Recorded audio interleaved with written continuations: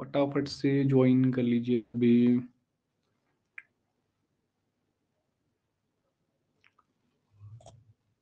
Paper 1 की ये class है।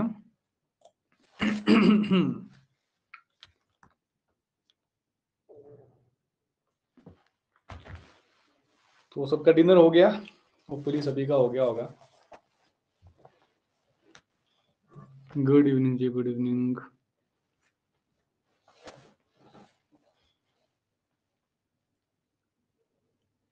अभी नहीं हुआ तो कब खाओगे?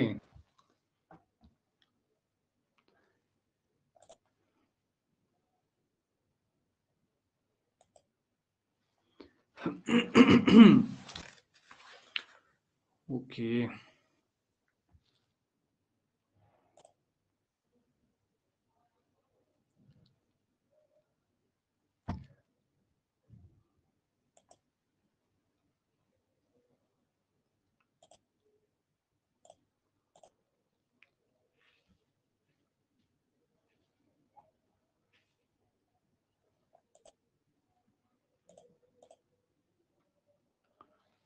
गुड इवनिंग जी, गुड इवनिंग।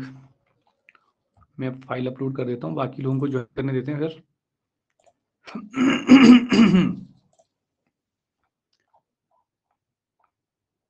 तो टीचिंग एप्टीट्यूड को शुरू करेंगे, तो मैं आपको मंडे तक ना दे दूंगा ये जो इसकी लिस्ट है लेक्चर्स की ना, कैसे कैसे हमने कवर करने। पेपर 1।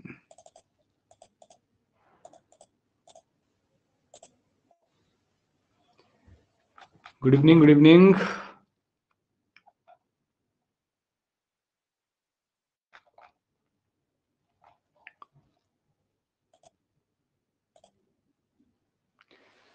पेपर 1 टीचिंग इंट्रोडक्शन हम देखेंगे आज की, किस तरीके से क्या टीचिंग देखो ना। टीचिंग कभी भी कोई ऐसा कोई ऐसा सब्जेक्ट नहीं है आपके पास कि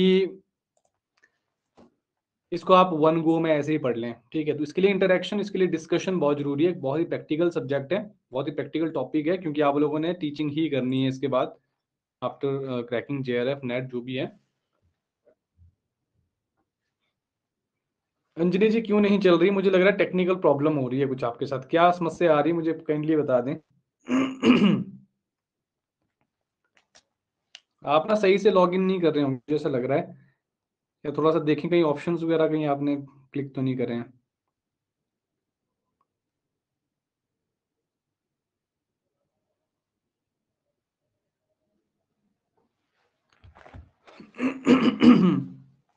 क्योंकि बाकी सभी की क्लास चल रही है, आपकी क्यों नहीं चल रही है?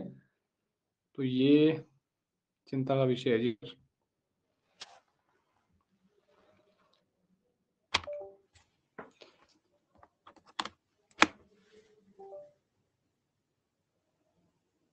Good evening, good evening.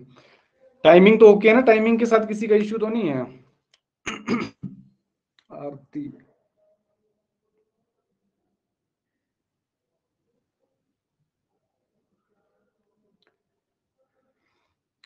देखो ये समस्या भी है। पेपर 1 में वी हैव 78 पार्टिसिपेंट व्हाट्सएप में। बाकी पब्लिक एडमिनिस्ट्रेशन में ना वेरी कर रहा है नंबर। यहाँ पर हमारे पास ग्रुप में कितने हैं?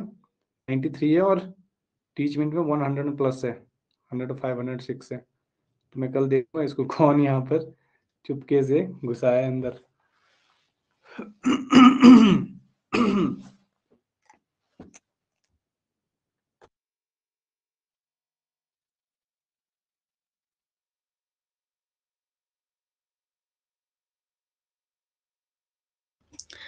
सर, जी बोलिए। आज़मा है। अभी टाइमिंग का कोई इशू नहीं है, लेकिन आगे शायद तो हो सकता है कुछ दिनों में, क्योंकि रमज़ान स्टार्ट हो रहा है। तो हमारा जो 6 बजे का क्लास है वो इफ्तार के बीच में आता है, तो उस टाइम पे हमें 10-15 मिनट का कुछ ब्रेक मिलेगा, या फिर कुछ ऐसा स्लॉट होगा? अच्छा चलो देखेंगे, जैसे भी होगा थोड़ा सा देख जी, लेंगे, जिस तरह से भी होगा तो ठीक है, बता देना। वैसे पेपर जी, 1 की मैं बात कर रहा था, वैसे 6 बजे का जो हमारा ठीक ही चल रहा है। मैं पेपर 1 की बात जी, कर रहा था कि पेपर 1 में दिक्कत तो नहीं है आपको? मतलब काफ़ी लोग, ओके। मुझे सूटेबल टाइम है ये। बाकी देखते हैं फिर, है ना, जो भी होता है। ओके ठीक है जी, thank you. Good evening, good evening. चलो काफी लोग आ गए हैं, तो बात करते हैं जी आज टीचिंग एप्टीट्यूड की।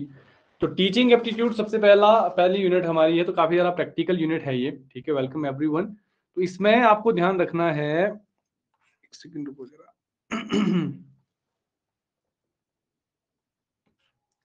One second guys, full screen कर रहा हूं मैं ना, किसी ने कुछ कहना तो वॉइस में कह लेना। तो टीचिंग एप्टीट्यूड में क्या है, देखो, टीचर्स बिहेवियर, टीचर कैसे बिहेव करेगा, स्टूडेंट्स बिहेवियर, स्टूडेंट कैसे बिहेव करेगा किसी भी आइडियल क्लासरूम में, तो वो सारी चीजें हम देखते हैं। और इनके बीच में कम्युनिकेशन कैसे होता है, टीचर और स्टूडेंट के बीच में कम्युनिकेशन कैसे होता है, कैसे हमें लर्निंग करनी चाहिए, कैसे हमें टीचिंग करनी चाहिए, कैसे हमें यहाँ पर टीचिंग लर्निंग को इफेक्टिव बनाना है, कैसे क्लासरूम इफेक्टिवनेस की हम बात करते हैं, कैसे हम कम्युनिकेशन इफेक्टिवनेस की बात करते हैं, कम्युनिकेशन में उसको देखेंगे हम। तो मैंने आपको यूनिट्स बताई हैं, एक हो गया टीचिंग, एक है कम्युनिकेशन। ये ऐसी यूनिट है आपके पास जो इंटर रिलेटेड है, इंटर रिलेटेड है। हो सकता है हम टीचिंग और कम्युनिकेशन साथ साथ में पढ़ें, ऐसा भी हो सकता है, उसके बाद हम रिसर्च करें। चलो देखेंगे यूनिट्स को, मैं थोड़ा सा शफल करूंगा कि पहले कौन पढ़नी है बाद में कौन पढ़नी है, तो वो चीजें यहाँ पर हो सकती हैं। एक सेकंड रुको जरा, होल्ड वन सेकंड।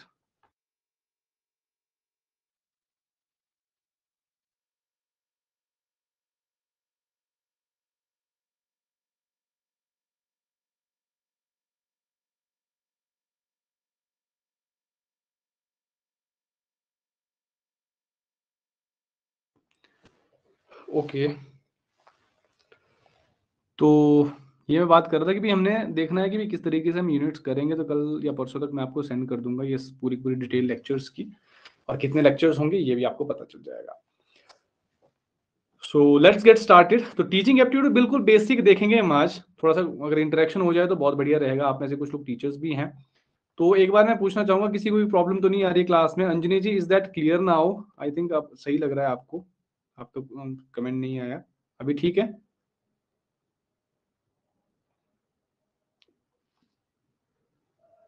अगर आप क्लास में हैं तो चलो, बीच में फीडबैक आ जाएगा इनका। तो ये कुछ चीजें जो मैं आपको बता रहा हूँ, तो यहाँ पर हम बिल्कुल सिंपल सिंपल चीजें, सिंपल टर्म यूज करेंगे। आज देखेंगे क्या टीचिंग है, किस तरह से जो है टीचिंग यहाँ पर की जाती है। तो सबसे पहले बात करते हैं जी इंट्रोडक्शन की। तो टीचिंग और लर्निंग को समझना बहुत ज्यादा जरूरी है। ऐसा नहीं है कि बस हमने थियोरेटिकल समझ लिया और हो गया जी, प्रैक्टिकली इस चीज को समझना है। टीचिंग और रिसर्च आपके पास और कम्युनिकेशन आपके पास ऐसे टॉपिक्स हैं जो आपको आगे आपकी टीचिंग में बहुत ज्यादा काम आने वाले हैं। तो टीचिंग की अगर हम बात करें तो लर्निंग प्रोसेस होता है एक, हाउ वन लर्न्स, कैसे कोई सीखता है, वो जो लर्निंग प्रोसेस होता है उसको कैसे मैनेज करना है, वो टीचिंग होता है। मैं आपको पढ़ा रहा हूं, आई एम योर टीचर, तो मैं आपके लर्निंग प्रोसेस को मैनेज कर रहा हूं। मैं ये इंश्योर कर रहा हूं यहां से कि आप लोगों को चीजें समझ आए, आप चीजों को लर्न करें। वो जो लर्निंग प्रोसेस है, कैसे मैंने कंटेंट डिलीवर करना है, कैसे आपने उसको जो है एसिमुलेट करना है, उस कंटेंट को कैसे समझना है, कैसे रिटेन करना है, वो सारा का सारा प्रोसेस जो है मैं हैंडल कर रहा हूं। मैं ये तय कर रहा हूं कि आपको कौन सी चीज कब बतानी है। तो वो जो मैनेजमेंट है वो टीचिंग है। मैं आपको कोई चीज बता रहा हूं, सिखा रहा हूं, वो टीचिंग है बेसिकली। तो it is basically a skillful application of knowledge and experience. थोड़ा सा फॉर्मल अगर इसके हम स्टेटमेंट देखें हैं कि आपको, आपके पास नॉलेज है, आप एक टीचर हैं, आपके पास नॉलेज है, आपके पास एक्सपीरियंस है, उस नॉलेज और एक्सपीरियंस को आप क्या कर रहे हो, अप्लाई कर रहे हो। स्किलफुल एप्लीकेशन, स्किलफुल, अब अप्लाई ही नहीं करना है, स्किलफुल अप्लाई करना है। स्किलफुल अप्लाई करने का मतलब हो गया कि भाई आप ट्रेंड है उस चीज को लेके, आप अपनी नॉलेज और एक्सपीरियंस को शेयर करने, उसको अप्लाई करने के लिए क्या है, स्किल्ड है, ट्रेंड है। ठीक है, तो वो क्या है आपका, that is basically your teaching. तो आज की डेट में आप बीएड करते हो, ठीक है, एमएड करते हो, तो वो भी तो ट्रेनिंग है। क्या है वो, टीचर्स ट्रेनिंग है, और कुछ भी नहीं। तो it is an attempt to bring desirable and positive change in the behaviour of the learner. खैर इसको हम लर्निंग कहते हैं। ठीक है, सबसे पहले आपको ये समझना है कि आप एक टीचर है और आप एक लर्नर के बिहेवियर में चेंज लाना चाहते हैं। कैसा चेंज लाना चाहते हैं? पॉजिटिव चेंज लाना चाहते हैं, और चेंज का मतलब होता है लर्निंग। वो जो पॉजिटिव चेंज है वो लर्निंग है। चेंज इन बिहेवियर का मतलब हो गया लर्निंग। तो आपने क्या करना है? ऐसे लर्न करवाना है बच्चों को जैसे आप चाहते हैं। ठीक है, तो टीचिंग एक प्लान एक्टिविटी होती है। Everything that we done that we do here is basically plan. हर चीज हम प्लान तरीके से यहां पर करते हैं। तो फ्लैंडर्स की डेफिनेशन देखें यहां पर, अगर ये कहते हैं कि teaching is a transactional activity between teacher and taught. Taught का मतलब क्या हो गया? एक सेकेंड।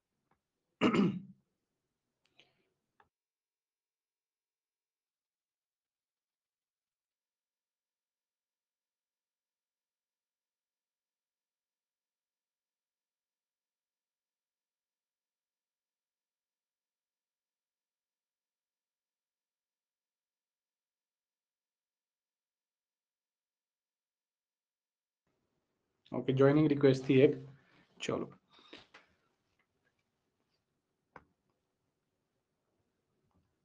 ये ना पता क्या होता है कि धीरे धीरे ना, अगर एक बार में सब एनरोल कर देते ना, फिर ये दिक्कतें नहीं आती है ना।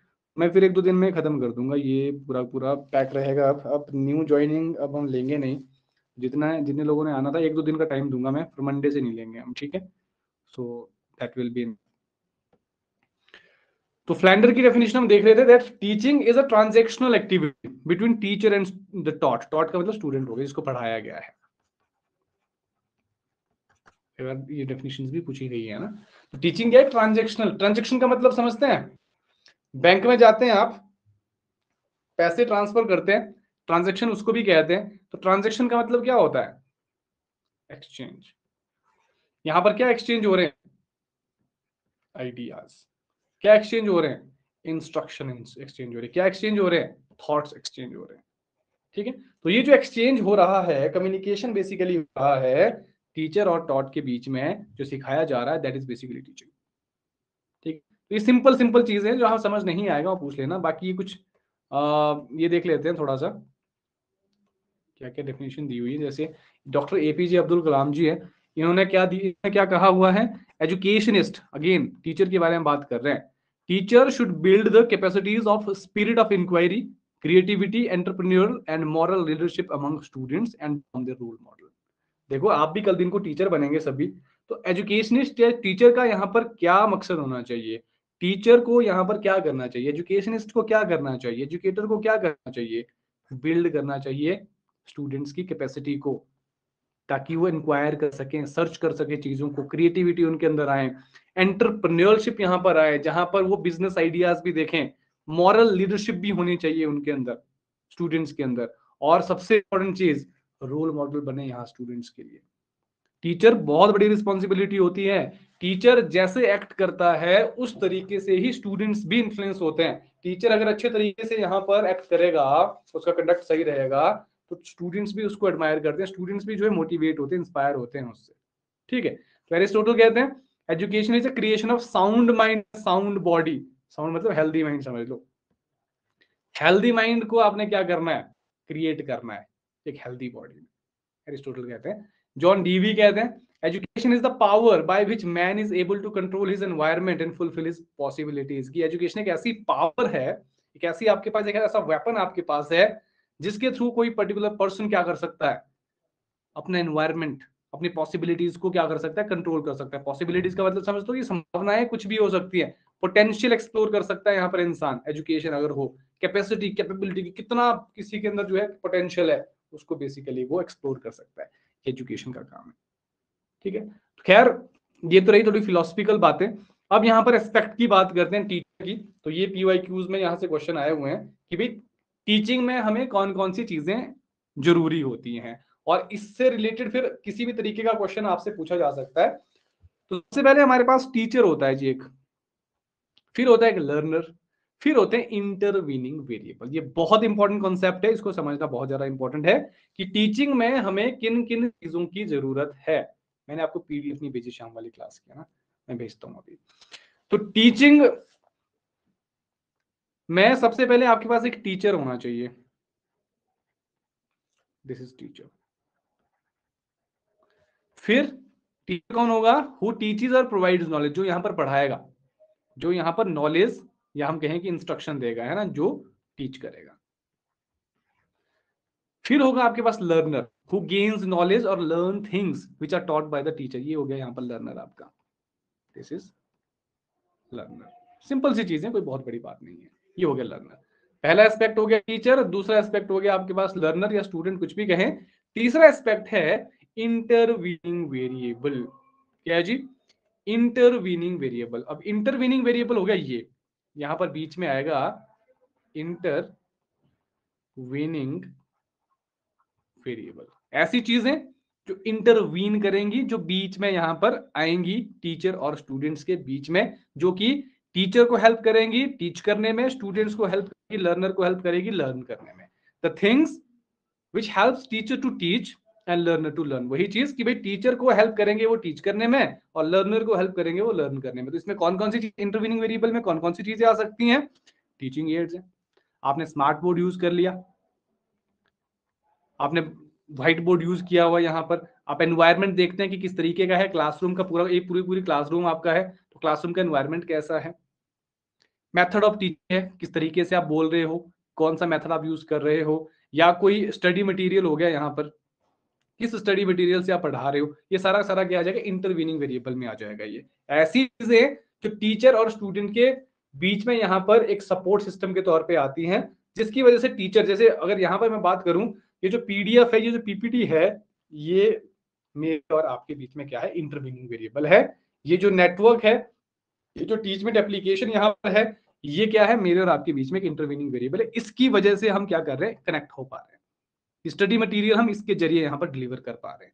तो टीचर, लर्नर, इंटरवीनिंग वेरिएबल, ये तीन एस्पेक्ट होते हैं टीचिंग में। जब भी आप टीचिंग करेंगे तो ये तीन एस्पेक्ट आपको यहाँ पर देखने को मिलेंगे। Hopefully these all things are understood. तो काफी इंपॉर्टेंट हैं ये। फिर बात करते हैं इफेक्टिव टीचिंग किस चीज के ऊपर डिपेंड करती है। यहां से क्वेश्चन आए हुए हैं जी, ये इंपॉर्टेंट है। इफेक्टिव टीचिंग है वो किस चीज के ऊपर डिपेंड करती है?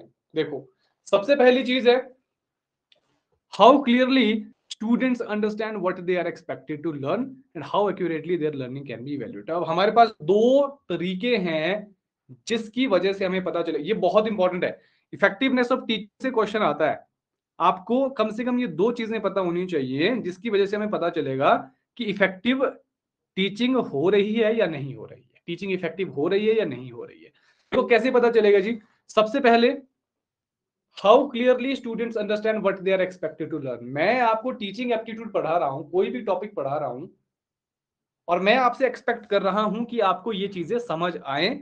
जब भी मैं आपसे कोई रिस्पांस पूछूं या जब भी मैं रिस्पांस मांगू, जैसे मैंने आज पब्लिक एडमिनिस्ट्रेशन का कोई होमवर्क दिया और आपको मैंने समझाने के लिए कुछ चीजें दी, समझने के लिए कुछ चीजें दी समझा के, और कहा कि भाई आप इसको समझ के मुझे बताना बाद में। तो जब आप मुझे बताएंगे तो वहां पर मुझे पता चलेगा कि कितने क्लियरली आपने अंडरस्टैंड करी वो चीज। अगर तो बहुत अच्छे से आपने अंडरस्टैंड करी वो चीज, जो मैं चाहता था, जिस तरीके से मैं चाहता था कि उस तरीके से आप समझें और आपने वैसे ही समझा, समझो टीचिंग आपकी जो इफेक्टिव है। और अगर आप गलत समझे या सही तरीके से समझ नहीं आया तो मतलब टीचिंग इफेक्टिव नहीं है यहाँ पर। एंड सेकेंडली हमें कैसे पता चलेगा टीचिंग की इफेक्टिवनेस का? How accurately their learning can be evaluated. Evaluation भी बहुत ज्यादा जरूरी है। क्या क्राइटेरिया रहेगा, और उस क्राइटेरिया से हमें पता चलेगा कि भाई क्या आप टेस्ट लेके यहाँ पर पता कर रहे हो कि भाई कैसे इफेक्टिव टीचिंग हुई है, या कोई और चीज यहाँ पर रिवीजन करके या कुछ भी करके या पूछ के आप लर्निंग को इवेल्युएट कर रहे हैं, नंबर दे रहे हैं, मार्क्स दे रहे हैं, ग्रेड कर रहे हैं, कुछ भी कर रहे हैं। तो वो आपकी इफेक्टिवनेस ऑफ टीचिंग बताएगा कि भाई आपने जो पढ़ाया क्या स्टूडेंट्स ने वो समझा सही से, नहीं समझा। इस चीज पर डिपेंड करती है इफेक्टिव टीचिंग आपकी, कि स्टूडेंट्स को क्लियरली समझ आनी चाहिए चीजें जो भी आप समझाना चाहते हैं। सेकेंडली उनकी इवेल्युएशन अच्छे तरीके से यहाँ पर होनी चाहिए, तभी यहाँ पर जो टीचिंग है वो इफेक्टिव होगी। बहुत ही सिंपल सिंपल चीजें हैं गाइस ये। बाकी एजुकेशन के ऑब्जेक्टिव्स क्या हैं? Now what are the objectives of education? तो कुछ लोगों ने यहाँ पर ऑब्जेक्टिव्स भी दिए हैं। जैसे अगर हम यहाँ से क्वेश्चन आ सकता है, देखो कई बार पूछा जा सकता है ये चीजें। तो जैसे हैवी गस्ट यहाँ पर है, न्यू गार्टन है, इनकी कुछ यहाँ पर चीजें हैं। थोड़ा सा मैं कलर चेंज करता हूँ। इन्होंने क्या दिया हुआ effectiveness of sorry objective of teaching, objective of education के बारे में, कि हमें शिक्षा क्यों जरूरी है, why we are taking education. तो क्या कहते हैं Havighurst Neugarten, a mirror that reflects society as it is और to be the stabiliser of the society. हमें एजुकेशन क्यों इम्पार्ट करनी है, क्यों कहा जाता है, कोठारी कमीशन आया 1966 में, 64-66 में, कहा कि भाई जीडीपी का या जो टोटल प्रोडक्शन, जो टोटल आपकी इनकम है, नेशनल इनकम है, उसका 6% यहाँ पर एजुकेशन में स्पेंड किया जाए। इसके बाद न्यू एजुकेशन उसके बाद कुछ और कमिटीज भी आती हैं, उन्होंने भी कहा कि भाई 6% जीडीपी का यहाँ पर एक तरह से स्पेंड किया जाए एजुकेशन पर। क्यों ये कहा जाता है, क्योंकि एजुकेशन बहुत ज्यादा जरूरी है। हालांकि अभी भी 3 पॉइंट समथिंग ही हमारे जीडीपी का जो है यूज हो रहा है एजुकेशन में, स्पेंड हो रहा है, इससे ज्यादा नहीं हो रहा है। तो क्या मायने हैं इस एजुकेशन के, क्यों इतना जरूरी है? क्योंकि जिस तरह की एजुकेशन होगी उसी तरह की सोसाइटी हमारे पास तैयार होती है, और एक स्टेबिलिटी अगर सोसाइटी में आती है वो एजुकेशन की वजह से आती है। अगर क्राइम्स कम होते हैं तो वो एजुकेशन की वजह से, अवेयरनेस की वजह से आते हैं। तो अगर सही एजुकेशन हुई तो किताबी नॉलेज और एजुकेशन में बहुत ज्यादा फर्क है। आपने डिग्रीज बहुत ज्यादा ली, लेकिन एजुकेशन का सही मायने है आपकी वैल्यूज के साथ, कि आपने वैल्यू एजुकेशन कितने अच्छे तरीके से ली, आपको सारे फैक्ट्स पता है, आपको सारी इंफॉर्मेशन पता है। एक होती है इंफॉर्मेशन, एक होती है एजुकेशन। एजुकेशन का मतलब हो गया सही और गलत में आपको फर्क पता होना चाहिए, along with the information, along with the जो भी आपके पास नॉलेज है, उसको सही तरीके से कैसे यूटिलाइज किया जाए, वही एजुकेशन है। तो an agent of social change और a force directed towards implementing the ideas of society. Education एक एजेंट के तौर पे काम करती है, सोशल चेंज के एजेंट के तौर पे। अगर सोशल चेंज आएगा, कैसे आएगा? एजुकेशन से आएगा। और जो सोसाइटी के आइडियाज हैं उनको कैसे इंप्लीमेंट करेंगे हम? तो सोशल आइडियाज हैं, जो बड़े बड़े आइडियाज या अच्छे अच्छे आइडियाज यहाँ पर दिए हैं, उनको जब आप इंप्लीमेंट करने की कोशिश करोगे, यू नीड एजुकेशन। आपको एजुकेशन यहाँ पर चाहिए होगी। जॉर्ज पेन क्या कहते हैं, ये सोशियोलॉजिस्ट रहे हुए हैं, क्या कहते हैं? ये कहते हैं एजुकेशन का ऑब्जेक्टिव है कि हमने ट्रेडिशंस को एसिमिलेट करना है, आत्मसात करना है। जो हमारे ट्रेडिशंस है, हमारी परंपराएं हैं, उनको हमने एसिमिलेट करना है। जो हमारी वैल्यूज हैं, डेवलप करना है न्यू सोशल पैटर्न को। जो नए नए सोशल पैटर्न है, नए नए सोशल सिस्टम, उनको डेवलप करना है जी। यानी कि यहाँ पर मॉडर्नाइज करना है हमने चीजों को, डेवलप करना है, ग्रो करना है यहाँ पर चीजों को।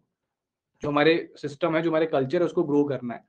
क्रिएटिव कंस्ट्रक्टिव रोल होता है एजुकेशन का, कि जहां पर हम क्रिएटिविटी की बात करते हैं, जहां पर नई नई चीजों को हम खोजने की बात करते हैं, वो भी एजुकेशन की वजह से ही हम कर पाएंगे, जॉर्ज पेन कहते हैं। एमिली दरखेम कहते हैं education as a training for specialised role. कि एजुकेशन का मतलब हो गया कि हमने किसी स्पेशलाइज्ड रोल को निभाने के लोगों को तैयार करना है, उसको हम एजुकेशन कहते हैं, ट्रेनिंग देनी है उनको। और also adopting some occupation for livelihood, ये भी बहुत जरूरी है। टीचिंग एक प्रोफेशन भी है। टीचिंग क्या, एक सेकंड रुक जाओ, क्या हो रहा है?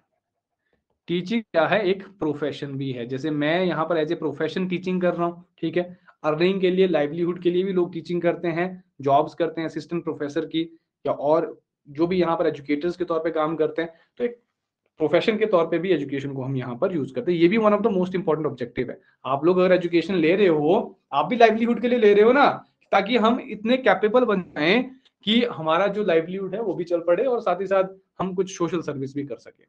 और education should perform the function of cultural transmission and enrichment. Cultural transmission बहुत बड़ा वर्ड यहाँ पर यूज किया गया है। जनरेशन है, पहली जनरेशन है, दूसरी जनरेशन है, एंड सो ऑन। आपने क्या करना है, कल्चरल ट्रांसमिशन का। तो एजुकेशन क्या, एजुकेशन का मेन काम क्या है? हमारी जो पहली वाली जनरेशन है उन्होंने हमें सिखाया, हम जो है अपनी जनरेशन को सिखाएंगे, उसी तरह से चलता रहेगा। तो कल्चरल ट्रांसमिशन, एक नॉलेज ट्रांसमिशन, एक हम कह सकते हैं वैल्यू ट्रांसमिशन यहाँ पर होगा, एनरिचमेंट यहाँ पर होगा, कि हम पीढ़ी दर पीढ़ी क्या है चीजों को दिखाते जाएंगे एजुकेशन की फॉर्म में। ठीक है, तो ये कुछ चीजें हैं जो ऑब्जेक्टिव्स के तौर पे एजुकेशन की बताई गई हैं कुछ थिंकर्स, कुछ स्कॉलर्स के द्वारा। तो ये आप याद रख सकते हैं, कई बार पूछा जा सकता है। अब सवाल उठता है, what is the nature of teaching? क्या टीचिंग एक आर्ट है? क्या टीचिंग एक साइंस है? क्या है टीचिंग? तो ये भी कई बार सवाल उठते हैं। ये कुछ कॉन्सेप्ट्स आपके दिमाग में क्लियर होने चाहिए कि आर्ट है तो क्यों है, साइंस है तो क्यों। ठीक है, तो आर्ट और साइंस का तो पता आपको होना ही चाहिए कि भाई क्यों किसी को आर्ट कहा जाता है, क्यों किसी को साइंस कहा जाता है। तो सबसे पहले बात करते हैं टीचिंग एज अ साइंस। ठीक है, बेसिक सी चीजें आज हम करेंगे, तो काफी ज्यादा इंपॉर्टेंट ये लेक्चर है, क्योंकि एक बार बेस नींव आपका सही हो गया ना, उसके बाद के लेक्चर्स आपको ऐसे ही आ जाएंगे। ठीक है, मतलब बेसिक्स के साथ हमेशा जुड़े रहना। जहां से आप शुरू करें, ऑफ शूट कर रहे हो, पहला पहला लेक्चर आज हुआ, पब्लिक एडमिनिस्ट्रेशन का भी हुआ, इसका भी पहला ही लेक्चर है, और धीरे धीरे हम आगे बढ़ते जाएंगे। तो एक भी चीज मिस नहीं करनी है, कनेक्टिंग चीजें हैं सारी।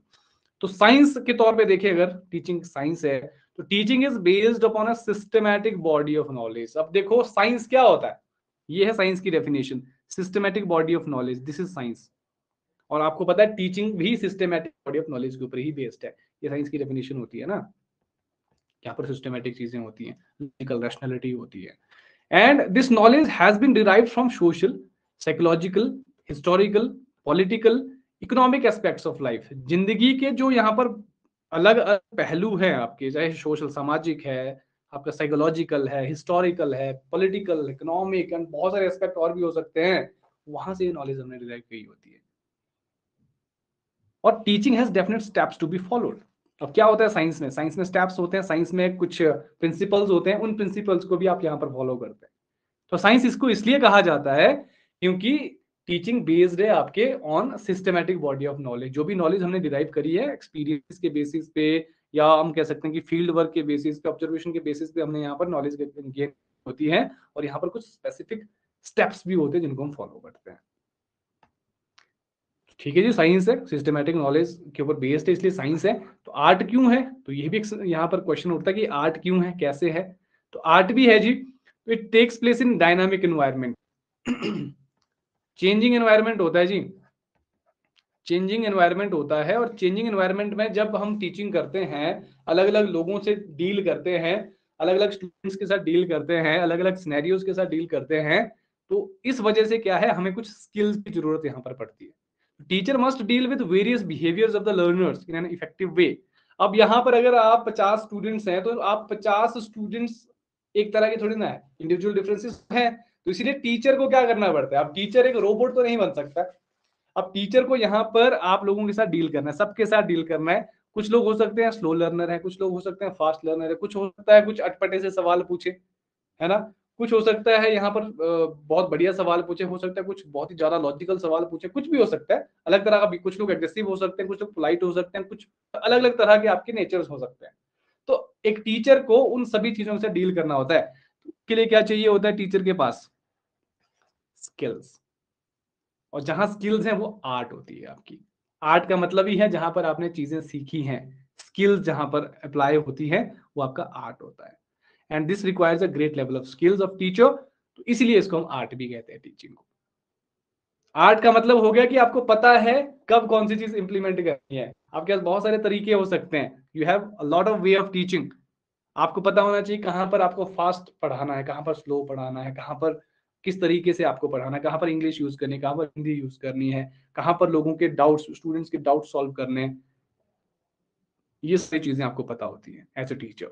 तो आर्ट इसलिए इसको कहा जाता है क्योंकि यहाँ पर स्किल्स हम यूज करते हैं। तो ये I think this is very clear now. Art और साइंस में तो क्लियर हो गया ना सबको। फिर हम टीचिंग मॉडल्स करते हैं जरा अभी, और ये teaching models sorry level, teaching model और लेवल ऑफ टीचिंग इसको करेंगे, बहुत इंपॉर्टेंट है। यहाँ से क्वेश्चन आते हैं, यहाँ तक ठीक है एक्सक्यूज मी सर। जी। सर मेरा डायनामिक एनवायरनमेंट वाला टॉपिक वो पॉइंट स्किप हो गया था, प्लीज आप इसका मतलब एक बार फिर से बता देंगे। ठीक, मैं बताता हूँ। टीचिंग एज एन आर्ट हम बात कर रहे थे कि डायनामिक एनवायरनमेंट में होती है टीचिंग। डायनामिक एनवायरनमेंट का मतलब जैसे अभी हम टीचिंग कर रहे हैं, मैं टीचिंग कर रहा हूँ ना, स्टूडेंट से मैं टीचर हूँ, तो यहाँ पर एक डायनामिक एनवायरनमेंट पैदा हो गया। डायनामिक एनवायरनमेंट का मतलब हो गया यहाँ पर सिनेरियोज अलग अलग है। आप स्टूडेंट्स यहाँ पर, लर्नर्स यहाँ पर हैं, ठीक है, आपका कल्चरल बैकग्राउंड अलग है, आपका अपब्रिंगिंग अलग हुई है। जैसे मैं इंडिविजुअल डिफरेंस की बात कर रहा था, जैसे वेरियस बिहेवियर की हम बात कर रहे हैं, अगला जो स्टेप इसका है। डायनामिक एनवायरनमेंट का मतलब होता है कि भाई क्लासरूम में अलग अलग तरह के लोग होते हैं। आपका एनवायरनमेंट डायनामिक होने का मतलब हो गया कि भी अलग अलग थॉट प्रोसेस होते हैं, सबके सबके सवाल अलग अलग हो सकते हैं, उन सब चीजों के साथ आपको डील करना पड़ता है। तो एक डायनामिक एनवायरनमेंट का मतलब जो चेंजिंग एनवायरनमेंट होता है, जहां पर कभी भी कुछ भी हो सकता है, ह्यूमन बिहेवियर्स है, कभी भी किसी भी तरह का माहौल यहाँ पर बन सकता है। तो आपको वो सारी चीजें हैंडल करनी आनी चाहिए, उसके लिए स्किल्स चाहिए आपके पास, इसलिए इसको आर्ट कहा जाता है। ठीक है, तो आर्ट का मतलब ही है जहां पर स्किल्स अप्लाई हो रही है। ये बेसिक चीजें सारी आपको पता होनी चाहिए। क्लियर हो गया?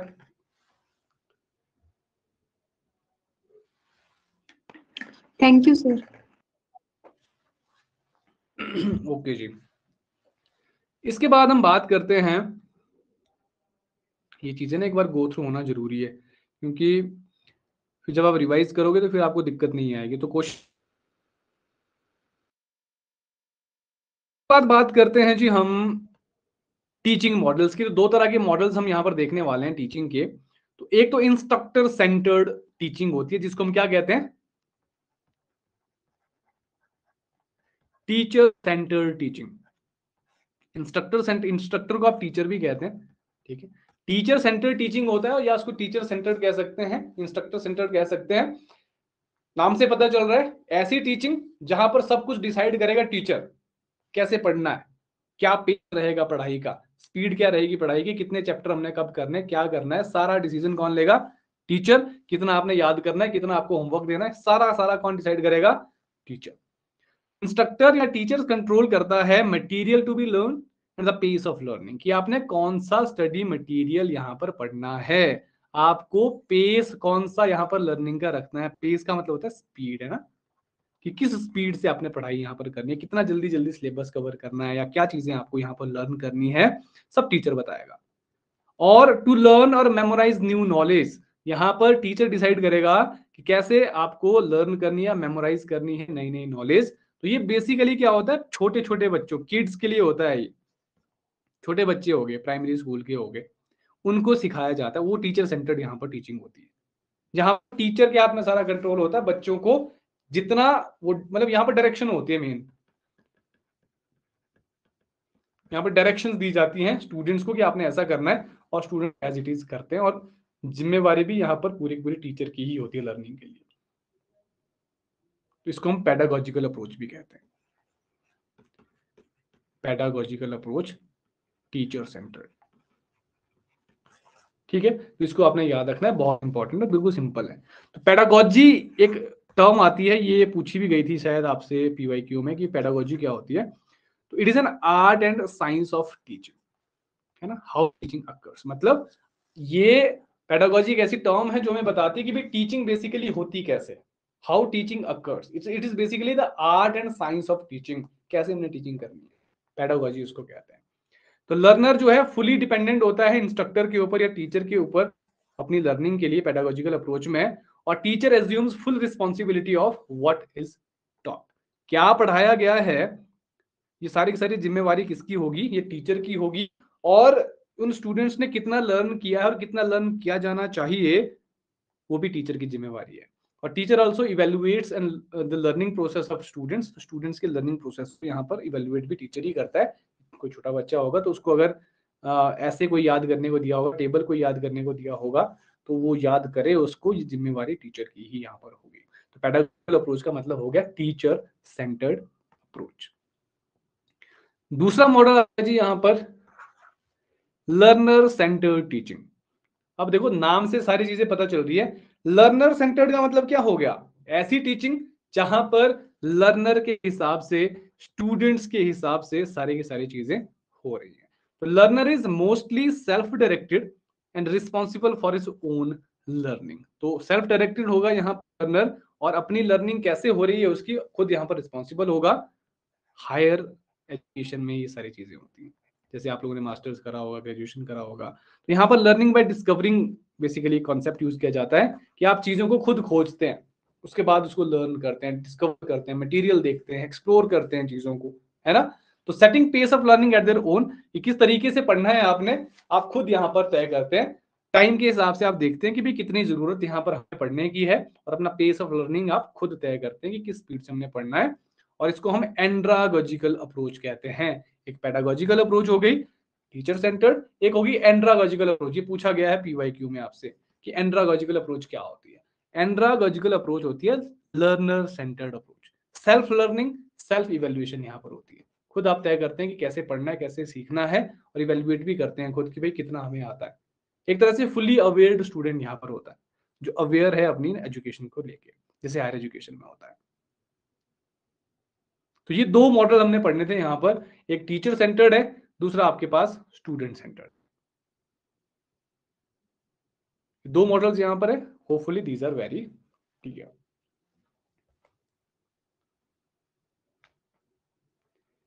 बहुत इजी है। अब ऐसा नहीं है, देखो एग्जाम में देखेंगे आप बहुत ही सिंपल सिंपल क्वेश्चन आए होंगे। अभी 2023 का जो यहाँ पर क्वेश्चन पेपर आएगा उसमें देखेंगे हम पेपर 1 के कुछ क्वेश्चन पेपर हम देखेंगे and will try to find out कि आगे क्या क्या चीजें हो सकती हैं। ठीक है, तो अभी 2021 के करवाए थे आपको कुछ क्वेश्चंस, जो यूनिट वाइज हमने क्वेश्चंस करे तो उनको भी हम करेंगे। ठीक है, 2022 2023 के यहाँ पर क्वेश्चन पेपर होंगे, तो वहां से हमें पता चलेगा कि भी किस तरीके से क्वेश्चन आ रहे हैं। तो पीवाईक्यूज का बहुत बड़ा इंपैक्ट रहता है आपके पेपर 1 में, तो हमने जरूर करना है। तो फीचर्स ऑफ टीचिंग, टीचिंग की क्या विशेषताएं होती हैं जी, कैसे हमें पता चलेगा ये टीचिंग हो रही है। देखो सबसे पहली चीज है, एक तो लेवल्स ऑफ टीचिंग अलग अलग होते हैं। मेमोरी लेवल ऑफ टीचिंग होता है जी, अंडरस्टैंडिंग लेवल ऑफ टीचिंग होता है, आपका रिफ्लेक्टिव लेवल ऑफ टीचिंग होता है। ये हम पढ़ेंगे अच्छे से, अलग अलग लेवल्स होते हैं टीचिंग के, मतलब कैसे आपने पढ़ाना है। Takes place in dynamic environment, वही चीज है कि भाई डायनामिक एनवायरनमेंट होता है। डायनामिक एनवायरनमेंट होता है which is basically which keeps changing, जो चेंज होता रहता है, जो अनस्टेबल, या हम कह सकते हैं कि भाई जो प्रिडिक्ट नहीं कर सकते हम कि क्लासरूम में किस तरह से चीजें हो सकती हैं, है ना, डायनामिक चीजें होती हैं। It is a social service, social service है जी, बिल्कुल समाज सेवा भी तो है ना। कंटिन्यूअस प्रोसेस चलता रहता है, ये टीचिंग तो होती रहती है किसी ना किसी वे में, आप सीखते रहते हैं। जरूरी थोड़ी ना कि आप टीचर से ही सीखते हैं, मैं टीचर हूं, मैं सिर्फ आपको पब्लिक एडमिनिस्ट्रेशन पेपर 1 पढ़ा सकता हूं यहाँ पर, लेकिन जरूरी नहीं है कि भाई आप सारी चीजें मुझसे ही सीखें। एक छोटा बच्चा हो सकता है वो भी आपको सिखा सकता है कोई भी चीज। ठीक है, इट इज ऑल्सो प्रोफेशन, जैसे कि आप बात करते हैं ना, प्रोफेशन है, टीचर अर्न भी करते हैं इस प्रोफेशन को यूज करके। ठीक है, इंटेलेक्चुअल एक्टिविटी भी है, ऑब्वियस सी बात है, जहां पर आपके पास नॉलेज एक्वायर करने की हम बात करते हैं, नॉलेज इन्वॉल्व है ना, तो इंटेलेक्चुअल एक्टिविटी भी है ये, यहाँ पर ब्रेन यूज करते हैं आप अपना। तो ये कुछ फीचर्स है टीचिंग के, जो एक कॉमन से फीचर मैं यहाँ पर बता रहा हूँ। फिर कुछ बेसिक चीजें जैसे कि मैंने कहा कि हम करेंगे, तो टीचिंग एप्टीट्यूड क्या है। अब हम पढ़ रहे हैं ना, टीचिंग एप्टीट्यूड पढ़ रहे हैं, रिसर्च एप्टीट्यूड पढ़ रहे हैं, ये चीजें हैं क्या बेसिकली, ये भी समझ लेते हैं थोड़ा सा। टीचिंग एप्टीट्यूड, अब एप्टीट्यूड को समझना बहुत ज्यादा इंपॉर्टेंट है। तो इनबॉर्न पोटेंशियल होता है to do certain kinds of task, जिसको आप बाद में इंप्रूव भी कर सकते हैं ट्रेनिंग के माध्यम से, जो भी है, या सीख के लर्न करके इंप्रूव भी कर सकते हैं। तो एप्टीट्यूड होता है कोई कैपेबिलिटी,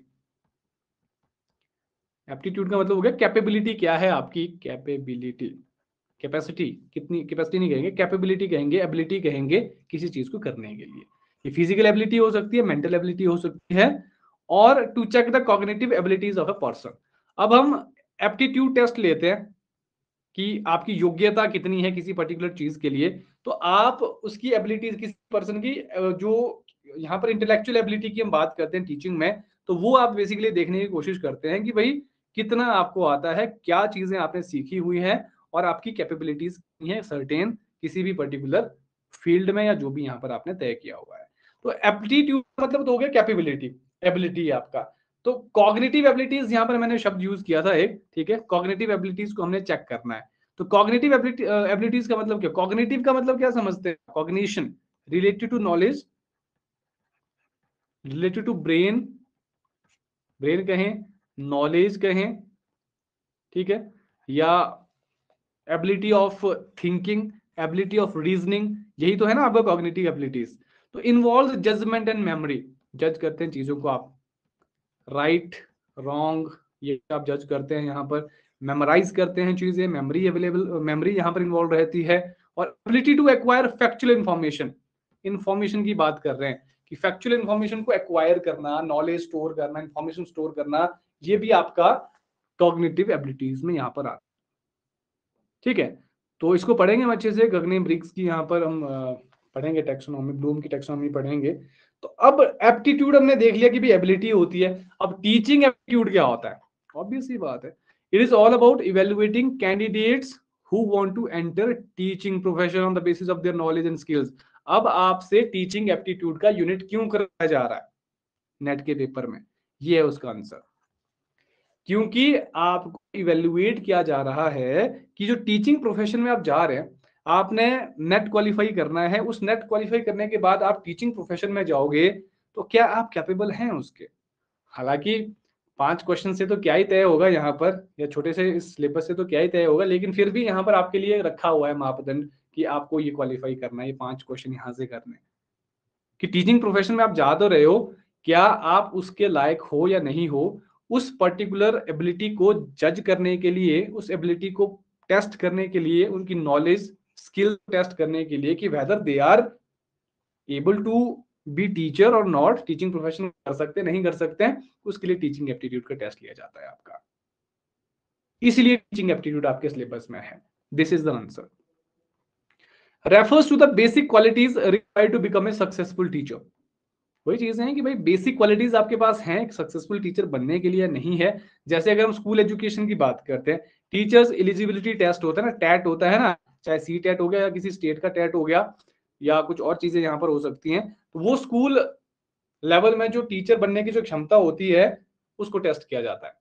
और यहाँ पर थोड़ा सा अलग लेवल पे हायर एजुकेशन में, जहां पर मॉनेटरी इंसेंटिव्स भी आपके पास अवेलेबल है जेआरएफ की टर्म पे, जेआरएफ आपको मिल रहा है, तो वो यहाँ पर आपके लिए इंपॉर्टेंट है।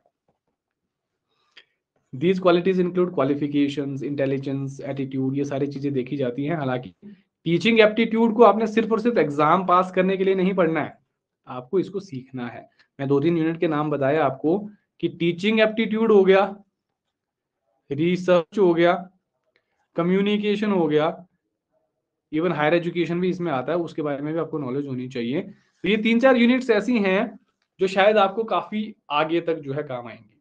आगे है तो सारी यूनिट्स अच्छी, डीआई वगैरह को छोड़ के आई थिंक उनकी जरूरत आपको आगे नहीं पड़ेगी आपके आर्ट्स में या पब्लिक एडमिनिस्ट्रेशन या किसी और सब्जेक्ट में।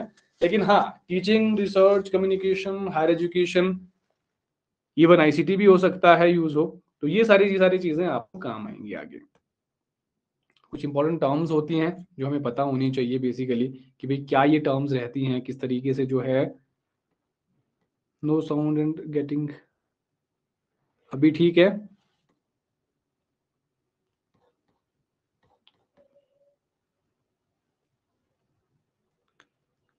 देखो अंजनी जी, अब मेरी एंड से तो कोई दिक्कत नहीं है, तो मैं तो क्या ही देख पाऊंगा इसमें, तो आपको देखना पड़ेगा क्या समस्या आ रही है और क्यों ये नहीं हो रहा है।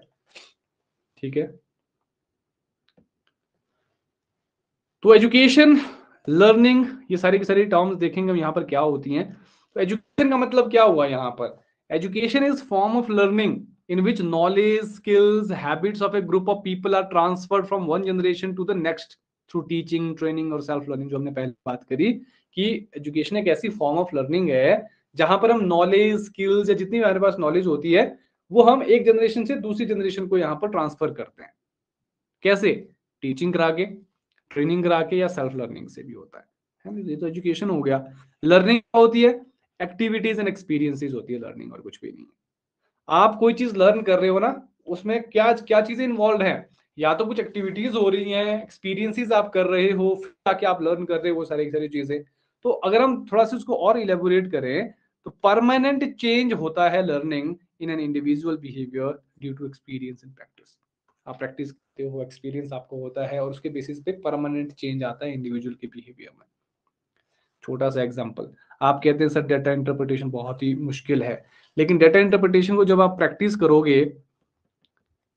करोगे और ज्यादा प्रैक्टिस करोगे, फिर आपको डेटा इंटरप्रिटेशन आना शुरू हो जाएगा, आपको वो फ्रेम क्लियर होती जाएगी डेटा इंटरप्रिटेशन की। और फिर जो चेंज आपके बिहेवियर में आएगा वो चेंज क्या होगा कि आपको डेटा इंटरप्रिटेशन अब आता है, आपको डर नहीं लगता है डेटा इंटरप्रिटेशन से, आप उसको कर पाते हो क्योंकि आपको उसका मेथड पता चल गया है। वो जो चेंज है दैट इज लर्निंग। उस तरीके से आप लर्निंग करते हो। ठीक है, बाकी सर एक क्वेरी थी। हाँ जी बताइए सर जैसे पेपर 1 के लिए जो अपनी बुक के केवीएस मैदान वो लेनी पड़ेगी या फिर आपके जो नोट्स है अपनी पीडीएफ्स हैं वो इनफ रहेंगी? वैसे देखो ये नोट्स काफी आपके लिए रहेंगे, इससे ना जो मैं आपको ये कोर्स करवा रहा हूँ इससे आपको एक ओवरऑल आइडिया मिलेगा, पूरा का ओवरव्यू मिलेगा पूरा का पूरा सिलेबस का। लेकिन उसके बाद आपको एक और इम्पोर्टेंट चीज करनी है, वो करनी है पीवाईक्यूज और प्रैक्टिस और रिवीजन। बस पीवाईक्यूज, इसके बाद आपका एक ही काम रहेगा इस कंटेंट को करने के बाद, वो है पीवाईक्यूज। वहां पर ये चीजें तो होंगी, हो सकता है कुछ न्यू कॉन्सेप्ट्स भी आपको वहां पर पता चले। ठीक है। तो इस कंटेंट को करने के बाद एक आपका बेस तैयार हो जाएगा पेपर 1 के लिए, और उसके बाद जो काम रहेगा वो रहेगा PYQs का। तो बुक लेना सर चाहते हो फिर तो ले भी बुक सकते हैं। आप बताइए, जी। बुक ले लें या रहने दें? देखो, अगर तो आप ले सकते हैं बुक, वैसे तो मैं आपको ई बुक भेज दूंगा, वो काफी रहेगी मेरे हिसाब से, ठीक है। तो मैं आपको PDF भेज दूंगा एक ग्रुप में, मुझे याद दिलवाना, ठीक है। तो मैं आपको पेपर 1 की बुक दे दूंगा, KVS मदान सर की, थोड़ी सी आउटडेटेड है, यानी कि 2018 या 19 की होगी वो, तो उससे भी काम चल जाएगा। और वहां से भी मैंने ठीक है रेफर सर, किया हुआ थैंक यू। काफी सारा कंटेंट, वहां से मैंने काफी सारा कंटेंट रेफर किया हुआ KVS मदान सर की बुक से, काफी परफेक्ट बुक है मुझे लगती है। मैं आपको ई बुक भेज दूंगा, उसकी PDF भेज दूंगा, वहां से देख लेना अगर इसकी परचेज नया करनी है। एडिशन आया सर अभी, हाँ जी, केवीएस मैदान की सर अभी नया एडिशन आया अभी नया। नया भी आया हुआ, अगर नया ले सकता है कोई तो नया ले ले, लेकिन पुराना भी कोई कम नहीं है, उससे भी आपका काम चल जाएगा। मैं वही कह रहा हूँ, PYQs बहुत इंपॉर्टेंट एक आपके पास एस्पेक्ट रहता है, वो आपको करना ही करना है। सर पर मैं PYQs दृष्टि की उससे कर रहा हूँ, लेकिन सर उसमें कंटेंट पूरा नहीं मिल पा रहा है। पेपर 1 का जी, दृष्टि की बुक से पेपर 1 का, जी सर। देखो, एक बुक में तो पेपर 1 आपको शायद ही मिल पाए। KVS मदान ही एक ऐसी बुक है जहां पर आपको मैक्सिमम कंटेंट कवर होता हुआ दिखेगा, ठीक है। हाँ सर, अदरवाइज वो कोई फ्रेंड की देखी थी मैंने, तो उसमें मतलब मैंने देखा था, मतलब सिलेबस के अकॉर्डिंग सर उसमें अच्छा कंटेंट भी दिया और अच्छा था सर, PYQ भी उसमें अच्छे थे। बुक में बढ़िया दिया हो, वहां से आप रेफर कर सकते हैं। बाकी उसके बाद एक ही काम करना है, PYQs के ऊपर फोकस करना है। जी सर। देखो, बहुत सारी चीजें है ना, जैसे आपके पास, मैं आपको बता रहा हूँ कि DI है, कोई बुक रेफर करने की जरूरत नहीं है, कहीं से भी कर लो, ऑनलाइन कर लो, कहीं से भी कर लो। रीजनिंग है, कोई बुक रेफर करने की जरूरत नहीं है, कोई सी बुक चल पड़ेगी, ठीक है, कहीं से भी आप कर लो। मैथमेटिकल रीजनिंग की बात कर रहा था मैं वैसे बेसिकली। रीडिंग कॉम्प्रिहेंशन है, कहीं जाने की जरूरत नहीं है, कि 15 से 20 क्वेश्चन ऐसे होंगे आपके पास जो आप बिना बुक के कर सकते हैं, कहीं से भी प्रैक्टिस कर सकते हैं इनको। बाकी पीपल डेवलपमेंट एनवायरनमेंट है, ICT है, हायर एजुकेशन है, इसके लिए कर लो। टीचिंग रिसर्च है, इसके लिए कर लो। कम्युनिकेशन के लिए कर लो। बाकी 3-4 यूनिट्स ऐसी हैं जहां पर शायद आपको बुक की जरूरत नहीं है। लॉजिकल रीजनिंग है, तो ये अगर आप परफेक्ट कर लेते हो तो 20 क्वेश्चन अगर आपके यहाँ से, 15 अगर क्वेश्चन आपके यहाँ से हो जाते हैं तो आपका काम बहुत आसान हो जाता है। तो इसीलिए कह रहा हूँ कि ये सारा काम कहाँ से होगा, ये होगा PYQ से। आपको एक आइडिया मिलेगा कि भाई कैसे क्वेश्चन आ रहे हैं DI में, कैसे क्वेश्चन आ रहे हैं रीजनिंग में, कैसे आ रहे हैं रीडिंग कॉम्प्रिहेंशन में। तो ये अगर आप कर पाते हो तो PYQs के थ्रू ही होगा।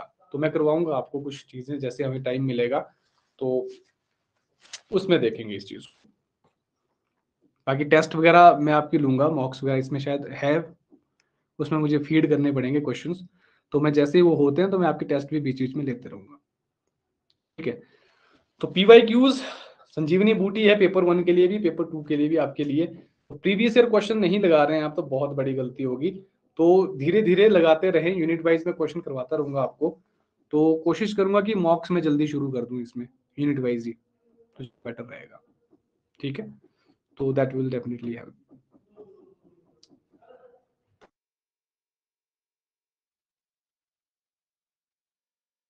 सर एक बात पूछनी थी सर। जी बताइए। सर वो जिस तरह अनअकैडमी में हम लोग PDF वगैरह भेजते थे या इमेज भेजते थे, वो डाउट वगैरह रहता था, तो सर तो इसमें कोई ऑप्शन नहीं है क्या उस तरह से?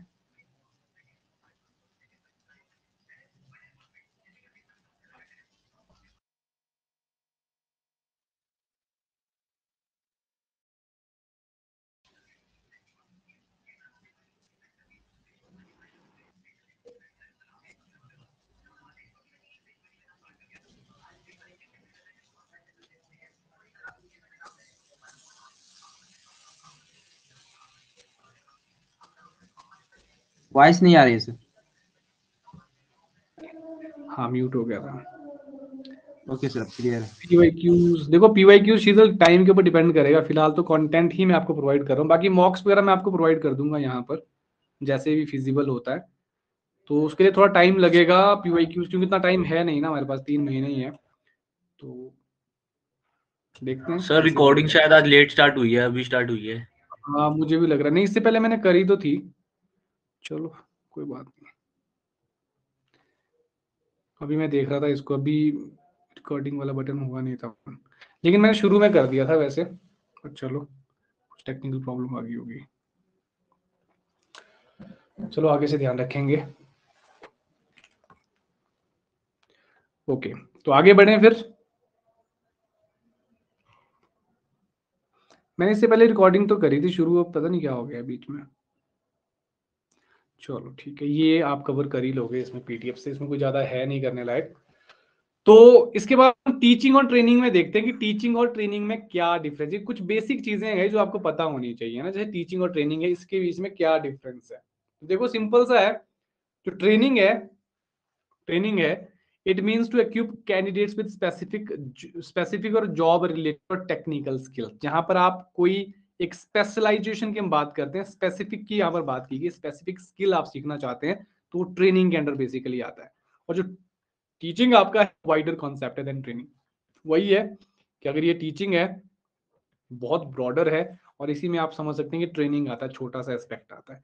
ट्रेनिंग में आप एक स्पेसिफिक एस्पेक्ट देखते हैं, प्रैक्टिकल नॉलेज वहां पर ज्यादा होती है ट्रेनिंग में। लेकिन टीचिंग जो है एक वाइडर कॉन्सेप्ट आता है जिसमें फिलोसफिकल ओरिएंटेशन भी आती है, आप और चीजें भी सिखाते हो। तो टीचिंग डील करता है mainly with theoretical aspects, but training is practical application of theoretical knowledge. इतना समझ लेना, थोड़ा सा डोमेन भी छोटा है, टीचिंग एक ब्रॉड डोमेन होता है। टीचिंग में हम थ्योरीज यहां पर करते हैं, थ्योरेटिकल एस्पेक्ट देखते हैं ज्यादा, और इसमें हम देखते हैं ट्रेनिंग में प्रैक्टिकल एप्लीकेशन।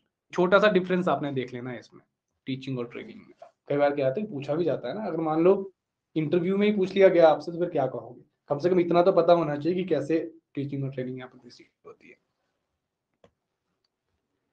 फिर आता है इंडॉक्ट्रिनेशन। यहां पर इससे पीवाईक्यू में क्वेश्चन आए हुए हैं। इंडॉक्ट्रिनेशन क्या होता है? तो it can be termed as highest order of teaching. सबसे एक टीचिंग का जो सबसे बड़ा लेवल होता है वो इंडॉक्ट्रिनेशन होता है। इंडॉक्ट्रिनेशन क्या होता है?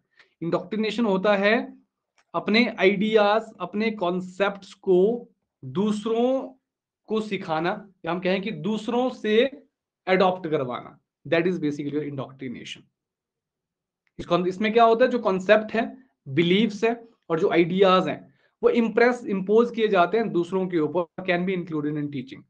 मतलब ऐसी चीजें सिखाना, जैसे आप आइडियोलॉजिकल चीजें सिखाते हो, ठीक है, आइडियोलॉजिकली आप जो है, मान लो आपको कोई आइडिया है, आप किसी फिलोसफी को मानते हैं और उस फिलोसफी को आप क्या करना चाहते हैं, दूसरों को सिखाना चाहते हैं, दूसरे के ऊपर इंपोज करना चाहते हैं, उनको वो आप चाहते हैं कि वो भी उस चीज को माने, वो इंडॉक्ट्रिनेशन होता है। उसके लिए आप क्या करते हो, उनको टीच करते हो। इस चीज को याद रखना है आपने, teaching can be done without indoctrination. अब जो मैं टीचिंग कर रहा हूं ना,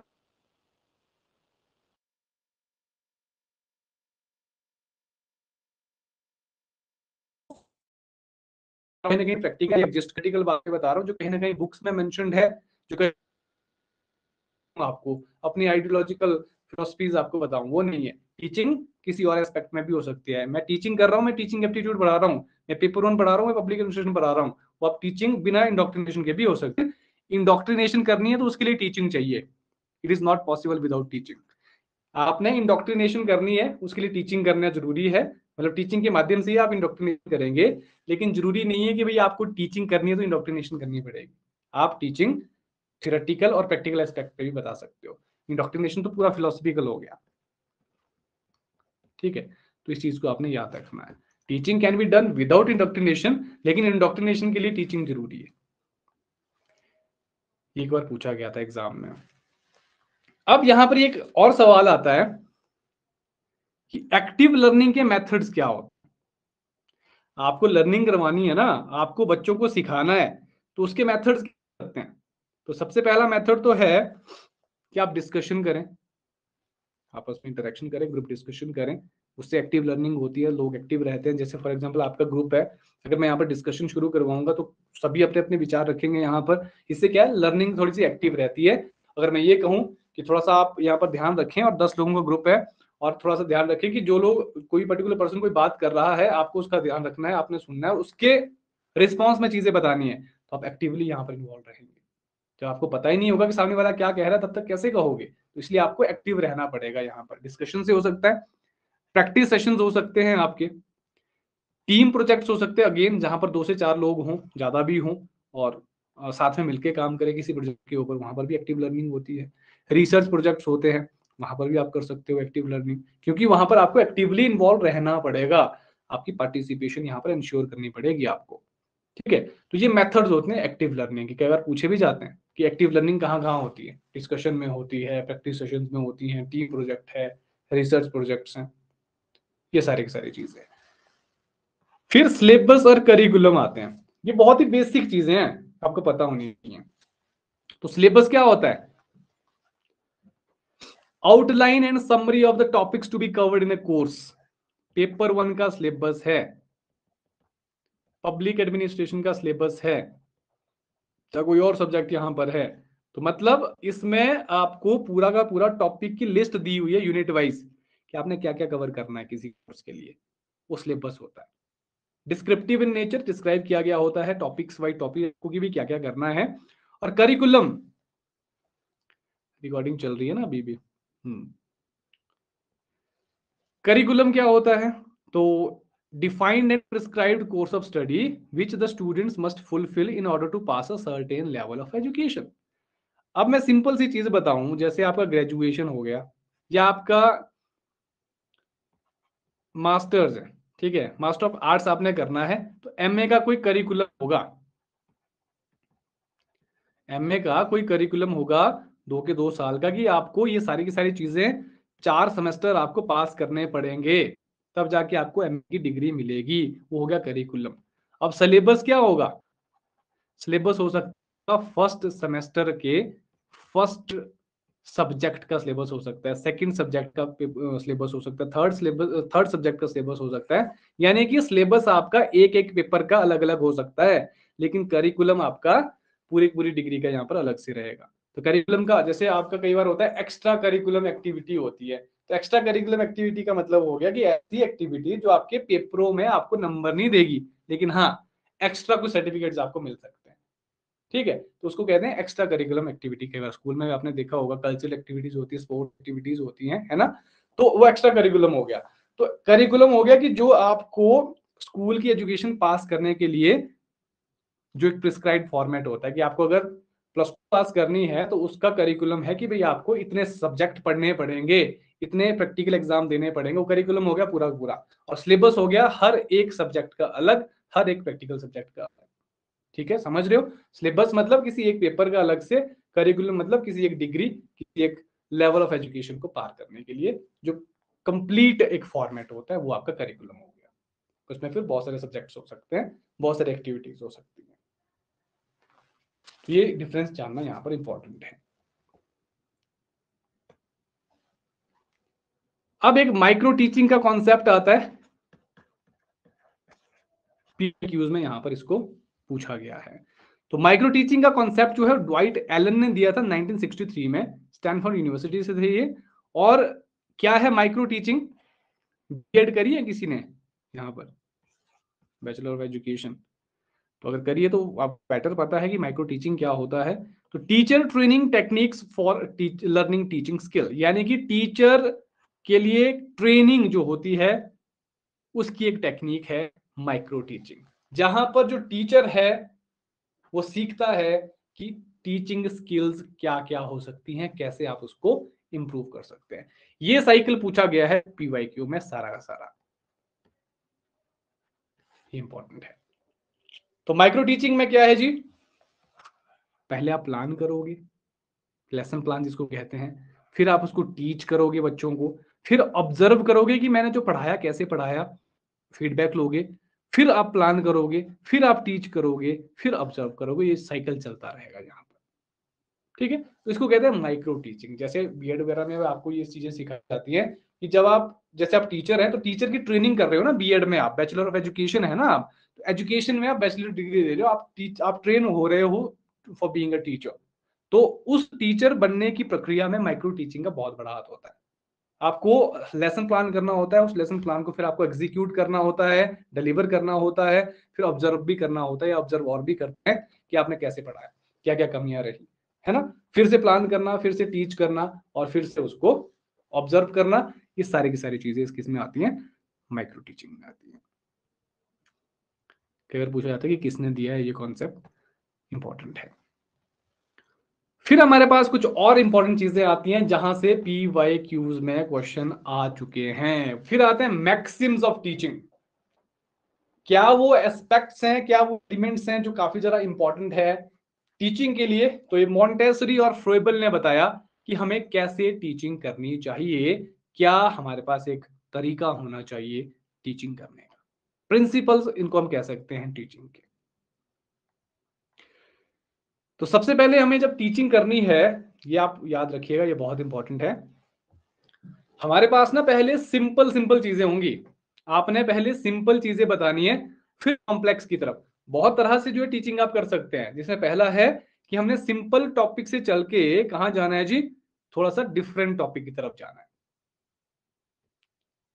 सिंपल टॉपिक से आपने कहा जाना है, कॉम्प्लेक्स चीजों की तरफ जाना है। पहले आपने कोई भी टॉपिक पढ़ाना हो तो पहले आप सिंपल चीजें बताओगे, फिर कॉम्प्लेक्स की तरफ जाना है। सेकेंडली, पहले आपने नोन चीजें बतानी है, फिर अननोन के बारे में जानना है। यानी कि नोन का मतलब जो आपके पास फैक्ट्स हैं, इंफॉर्मेशन है, पहले आप वो बताओ, फिर आप ऐसी चीजों के बारे में बताओ जिनको आप डिस्कवर कर सकते हैं या जिनको जानते नहीं है स्टूडेंट्स। नई चीजें आप इंट्रोड्यूस एकदम से नहीं करोगे, पहले आप, अगर आप कोई ऐसी चीज उनके वो पता ही नहीं है, फॉर एग्जांपल स्टूडेंट्स को आप टैक्स के बारे में बताना चाहते हैं कि टैक्सेशन के प्रिंसिपल्स क्या है, टैक्स कैसे यहाँ पर एक तरह से इंप्लीमेंट होता है, स्टूडेंट्स को पता ही नहीं है, बच्चे हैं उनको पता ही नहीं है कि टैक्स क्या होता है। तो उससे पहले क्या करोगे आप, थोड़ा सा पैसों की बात करेंगे। पैसे के बारे में तो सभी को पता है ना, तो पैसों की बात करोगे, फिर आप बताओगे कि उस पैसे को सरकार कैसे कलेक्ट करती है अपने सिटीजन से। तो वो हो गया कि नोन टू अननोन हो गया, सिंपल टू कॉम्प्लेक्स भी वही हो गया। ठीक है, सीन टू अनसीन, पहले कुछ ऐसी चीजें बताओगे आप जो स्टूडेंट्स ने पढ़ी हो, देखी हो, फिर आपने ऐसी चीजें बतानी है जो उन्होंने नहीं देखी हैं, फिर जाके फिर उसको क्या कर सकते हैं, इमेजिन कर सकते हैं। अगर आपने सिंपल से कॉम्प्लेक्स की तरफ गए, नोन अननोन की तरफ गए, सीन से अनसीन की तरफ गए, एनालिसिस से सिंथेसिस की तरफ जाएंगे। अब यहां पर दो टर्म्स आपके पास आती है, एक एनालिसिस आता है, एक आता है सिंथेसिस। अब ये क्या चीजें होती हैं, लेट्स टॉक अबाउट देम। यहाँ पे ना इरेजर का ऑप्शन होता था, वो कहाँ चला गया आज, इरेजर चला गया भाई आज, मिटा नहीं पाएंगे हम अब अपनी गलतियां, चलो कोई बात नहीं। तो एक सेकेंड, एनालिसिस और सिंथेसिस बहुत इंपॉर्टेंट है। एक होता है एनालिसिस, एक होता है सिंथेसिस।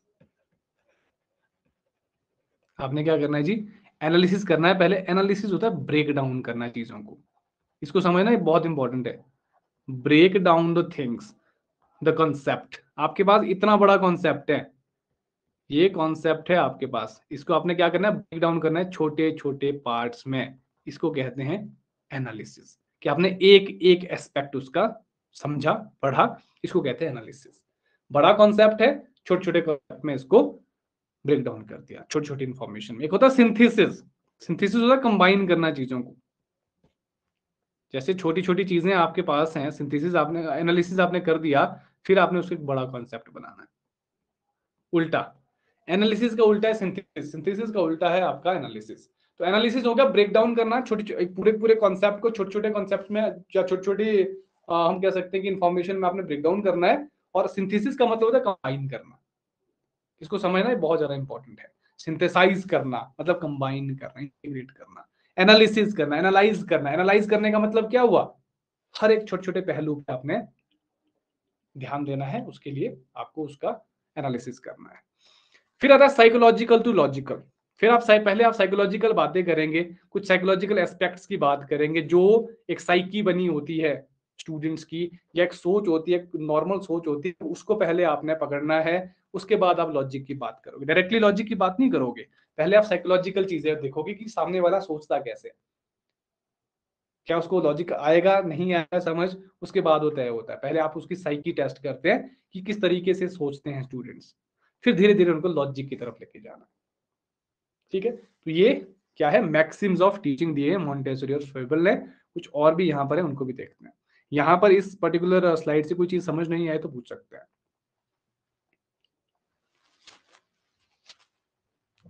बीच बीच में वॉइस ब्रेक हो रही है। एग्जैक्टली मैक्सिम्स का मतलब क्या होगा? मैक्सिम्स आर बेसिकली प्रिंसिपल्स, या हम कह सकते हैं the way that we can teach, है ना, कि तरीके क्या हो सकते हैं पढ़ाने के हमारे, कि कैसे हमें पढ़ाना चाहिए। मैक्सिम का मतलब प्रिंसिपल्स हो सकते हैं, मैक्सिम का मतलब कुछ यहाँ पर सिद्धांत हो सकते हैं, या एक तरीका हो सकता है कि भाई कैसे हमें टीच यहाँ पर करना चाहिए। ठीक है ओके सर। जी। तो इसमें से कोई अगर समझ नहीं आए तो पूछ लेना, अभी और भी हमने करने हैं आगे।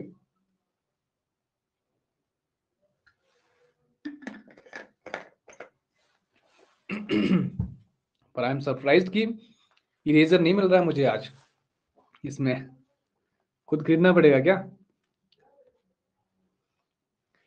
चलो देखते हैं।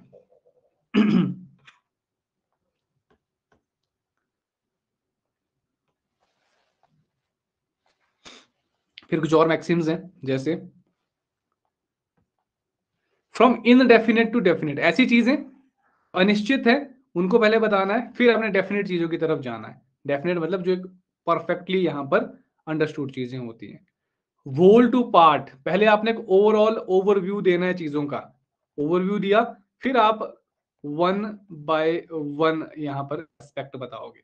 पूरे पूरे कॉन्सेप्ट का एक ओवरव्यू दे दिया आपने, मोटा मोटा आइडिया दे दिया, उसके बाद आप पार्ट की तरफ जाओगे, एक एक पार्ट को अच्छे से एक्सप्लेन करोगे। पर्टिकुलर टू जनरल, पहले आप कोई पर्टिकुलर चीज बताओगे, फिर जनरल, यानी कि पहले आप कोई एक पर्टिकुलर सिचुएशन को डिस्कस करोगे कि उस सिचुएशन में ऐसा है, फिर आप जनरल, या हम कह सकते हैं कि भाई, या पहले आप ऑब्जर्व करोगे चीजों, ऑब्जर्वेशन के बारे में बताओगे अपने, उसके बाद एक थ्योरी के बारे में आप बात करोगे। सिचुएशन, एक पर्टिकुलर सिचुएशन होगी, उसके बारे में बात करोगे, फिर जनरलाइज करोगे उस चीज को, या कहेंगे कि आमतौर पर क्या होता है वो चीजें समझाएंगे। कंक्रीट टू एब्स्ट्रैक्ट, कंक्रीट का मतलब होता है जो प्रैक्टिकल या रियल चीजें होती हैं, रियलिटी को बताना है पहले, फिर आप एब्स्ट्रैक्ट की तरफ जाओगे। एब्स्ट्रैक्ट का मतलब होता है एक मेंटल इमेज, या हम कह सकते हैं कोई आइडल, कोई आदर्शवादी बातें। उसूल आदर्श नाम सुना है ना, बस आदर्शवादी जो बातें होती है वो बाद में होंगी, पहले रियलिटी को हमने फेस करना है। एनकरेजमेंट टू स्टडी, तो ये भी एक मैक्सिम रहता है कि भाई आपको सेल्फ स्टडी के लिए जो है एनकरेज करना है स्टूडेंट्स को, ये भी एक तरीका होता है पढ़ाने का। एंड ट्रेनिंग ऑफ सेंसेस, तो सेंसेस को ट्रेन करना है, जिसमें आपका ब्रेन आ सकता है, आईज आ सकती हैं, आपकी रीडिंग हैबिट्स हो सकती हैं, बहुत सारी चीजें और भी हो सकती हैं जिन के थ्रू आप यहाँ पर इंफॉर्मेशन एक्वायर करते हैं। ठीक है, उन ब्रेन या जो भी आपके सेंसेस होते हैं जिसके थ्रू आप नॉलेज गेन करते हैं, उनको हमने ट्रेन करना है, प्रैक्टिस करना है, कहने का मतलब इसका ये प्रैक्टिसिंग, प्रैक्टिस करनी है चीजें। तो ये कुछ मैक्सिम्स हैं जो दिए हैं मॉन्टेसरी और फ्रोइबल ने। यहाँ से पीवाईक्यू में क्वेश्चन आए हुए हैं कि कौन कौन से मैक्सिम्स यहाँ पर दिए हुए हैं मॉन्टेसरी और फ्रोइबल ने, या ये भी पूछा जाता है ये मैक्सिम किसने दिए हुए हैं, मॉन्टेसरी और फ्रोइबल, नाम याद रखना इनका। फिर हम बात करते हैं, नेक्स्ट हमारे पास आता है, वो आता है लेवल्स ऑफ टीचिंग।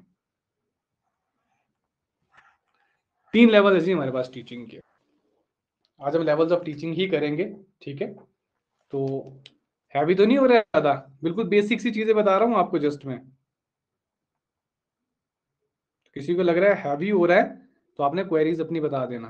ठीक है, तो लेवल्स ऑफ टीचिंग में देखो, ये जो स्लाइड है ये PYQs में अलग अलग तरीके से पूछी जा चुकी है।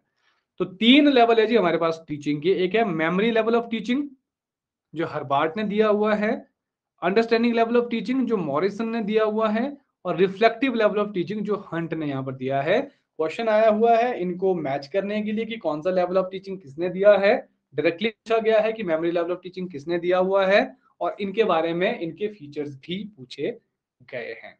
तो ये हम देखेंगे इस पर्टिकुलर लेक्चर में। वॉइस प्रॉब्लम बहुत है।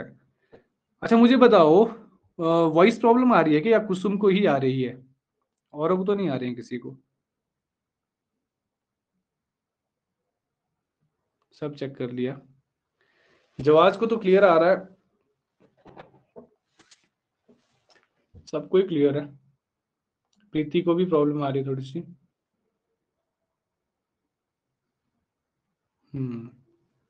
क्लियर आ रहा है? कई बार ना नेटवर्क इशू होता है, काइंडली थोड़ा सा नेटवर्क भी चेक कर लो एक बार। वाईफाई भी सही है। ऐप अपडेट कर लेना भैया ना। देखो ऐसा है, एक बार ना जरूर प्ले स्टोर में जाके एक बार ऐप को देख लेना कि भाई अपडेट तो नहीं मांग रही है ना ऐप। कई बार ऐप वगैरह इसमें ना अपडेट्स आते रहते हैं काफी, तो अपडेट चेक कर लेना एक बार। ठीक, कई बार अपडेट नहीं होता ना, उस वजह से भी दिक्कतें हो जाती हैं। तो सबसे पहले बात करते हैं जी मेमोरी लेवल ऑफ टीचिंग की। मिनट हमारे पास है तो 20 मिनट में कर लेंगे हम, ठीक है। तो मेमोरी लेवल ऑफ टीचिंग में देखो जी, इनिशियल स्टेज होती है टीचिंग की, बिल्कुल शुरुआती दौर होता है टीचिंग का। और टीचिंग लर्निंग प्रोसेस जो है स्टिमुलस रिस्पॉन्स वाला होता है, कि आपने कोई स्टिमुलस दिया, आपने कोई एक्टिविटी करने को दी और बच्चों ने क्या किया, उसको किया। बच्चों ने क्या किया, रिस्पॉन्ड उसके लिए किया, उसको परफॉर्म किया। ठीक है, स्टिमुलस रिस्पॉन्स इसमें बेसिकली एक प्रोसेस रहता है कि आपने कुछ करने को दिया बच्चों को और बच्चों ने रिस्पॉन्ड किया, परफॉर्म किया वो चीज। और इवेल्युएशन सिस्टम इसमें ओरल होगा, मौखिक जिसको कहते हैं, बोल के करेंगे बच्चे। रिटर्न हो सकता है, ऐसे टाइप एग्जामिनेशन भी हो सकता है। यहाँ पर मेमोरी लेवल टीचिंग में यहाँ पर सिर्फ और सिर्फ आपने मेमोराइज करनी है चीजें, याद करनी है जी चीजें। और 3 एस्पेक्ट होते हैं जी मेमोरी लेवल ऑफ टीचिंग में। एक होता है लर्निंग ऑफ द मटेरियल, जो नोट्स होते हैं या जो बुक्स होती हैं, कुछ भी कहें आप, उनको आपने लर्न करना है। रिटेंशन ऑफ द मटेरियल, उन नोट्स को, उन बुक्स को, उन उस पर्टिकुलर मटेरियल को आपने रिटेन करना है, याद करना है, मेमोराइज करना है। और reproduction of the material when required, या जब पूछा जाए तो आपने रिप्रोड्यूस करनी है वो चीज जो आपने याद की। जैसे फॉर एग्जांपल टेबल याद कराते हैं बच्चों को, है ना, 2 का टेबल हो गया, 3 का टेबल हो गया, आपको पहले सिखाया जाता है वो, फिर याद कराया जाता है। ठीक है, उसके बाद आपको कहा जाता है बताइए जी 2 का पहाड़ा बताइए, 2 का टेबल बताइए, रिप्रोड्यूस आपको करना पड़ता है। ठीक है, वो मेमोरी लेवल ऑफ टीचिंग होता है। जैसे छोटे छोटे बच्चे होते हैं ना, उनसे काम करवाए जाते हैं, यहाँ पर चीजें याद करवाई जाती हैं। प्राइमरी स्कूल में आपसे ये चीजें मैक्सिमम करवाई जाती हैं। Why these are basically done जी। स्टिमुलेशन जो था उसको फिर से रिपीट कर दीजिए सर। स्टिमुलेशन का मतलब यहाँ पर शीतल हो गया, देखो स्टिमुलस का मतलब हो गया कोई एक्टिविटी आपने करने को दी, कोई आपने स्टिमुलस देने का मतलब हो गया कि आपने कोई एक्टिविटी करने, कुछ कहा करने को, दैट इज बेसिकली स्टिमुलस। ठीक है, और रिस्पॉन्स हो गया कि बच्चों ने वो किया। आपने कोई एक्टिविटी परफॉर्म करने को दी, आपने कहा कि 2 का टेबल यहाँ पर याद करो, ये स्टिमुलस हो गया, आपने कुछ कहा उनको करने को, और बच्चों ने क्या किया, वो याद किया, रिस्पॉन्ड किया, है ना, उसके ऊपर एक्ट किया जो टीचर ने करने को कहा। स्टिमुलस मतलब कोई एक्टिविटी आपने परफॉर्म करने को दी, रिस्पॉन्स का मतलब हो गया कि बच्चों ने वो एक्टिविटी परफॉर्म की। That is basically stimulus response, कि आपने कुछ कहा और बच्चों ने किया, आपने डायरेक्शंस दी, बच्चों ने वो काम किया। That is stimulus response system. Okay ठीक है, सर। जैसे आपका नर्वस सिस्टम का नहीं होता है स्टिमुलस रिस्पॉन्स सिस्टम, कि आपने कुछ ऐसी चीज देखी जो जिससे आपको डर लगता है और आपने एकदम से रिस्पॉन्ड किया, वैसे ही मतलब डायरेक्शन दिया आपके ब्रेन ने, आपको स्टिमुलस दिया ब्रेन ने, है ना, और आपने रिस्पॉन्ड भी किया उस तरीके से। तो वो सारी चीजें आपके इसमें भी होती हैं। तो क्यों किया जाता है मेमोरी लेवल ऑफ टीचिंग को? सबसे पहले इंपार्ट करना knowledge and information to the learners, learners को नॉलेज और इंफॉर्मेशन देना, पहला इसका ऑब्जेक्टिव है। Knowledge imparted is basically factual, आप सिर्फ फैक्ट्स बता रहे हो, इंफॉर्मेशन दे रहे हो, फैक्ट्स दे रहे हो, उनको जस्ट मेमोराइज करना है बच्चों ने। छोटे बच्चे जो यहाँ पर लर्न करते हैं ना, जैसे कोई ऐसे याद कर लिया, या आपने जैसे कि टेबल का मैंने एग्जांपल दिया, या आपने फ्रूट्स के नेम याद करवाए बच्चों के, या इस तरह के, वो क्या हो गया, मेमोरी लेवल ऑफ टीचिंग का एक एग्जांपल है। टीचिंग सब्जेक्ट सेंटर्ड होती है, यहाँ पर आप कोई भी चीज पढ़ा रहे हो उसी के इर्द गिर्द आप टीचिंग करते हो। और simple and memorable things are taught to the students, simple simple चीजें और ऐसी चीजें जिनको याद किया जा सकता है आसानी से, वो पढ़ाई जाती है बच्चों को। और knowledge delivered is definite, structured and observable, तो जो भी आप नॉलेज यहाँ पर डिलीवर करते हो डेफिनेट होता है, स्ट्रक्चर्ड होती है और ऑब्जर्वेबल होती है, आप ऑब्जर्व भी कर सकते हो। एक प्रिस्क्राइब्ड फॉर्मेट होता है, एक बुक होती है, उस बुक के हिसाब से आप पढ़ाई करनी होती है, बच्चों को सिखाया जाता है। आजकल तो इतनी ज्यादा कलरफुल चीजें आ गई हैं बच्चों के लिए, तो मतलब मेमोरी लेवल की टीचिंग तो मतलब बहुत इजीली हो जाती है, बच्चों को बहुत जल्दी याद हो जाती है चीजें, है ना। ऊपर से फोन है, मोबाइल है, नेट है, सब कुछ है, तो मेमोरी लेवल ऑफ टीचिंग में खास दिक्कत आजकल टीचर्स को नहीं आ रही है, जहां तक मुझे लगता है।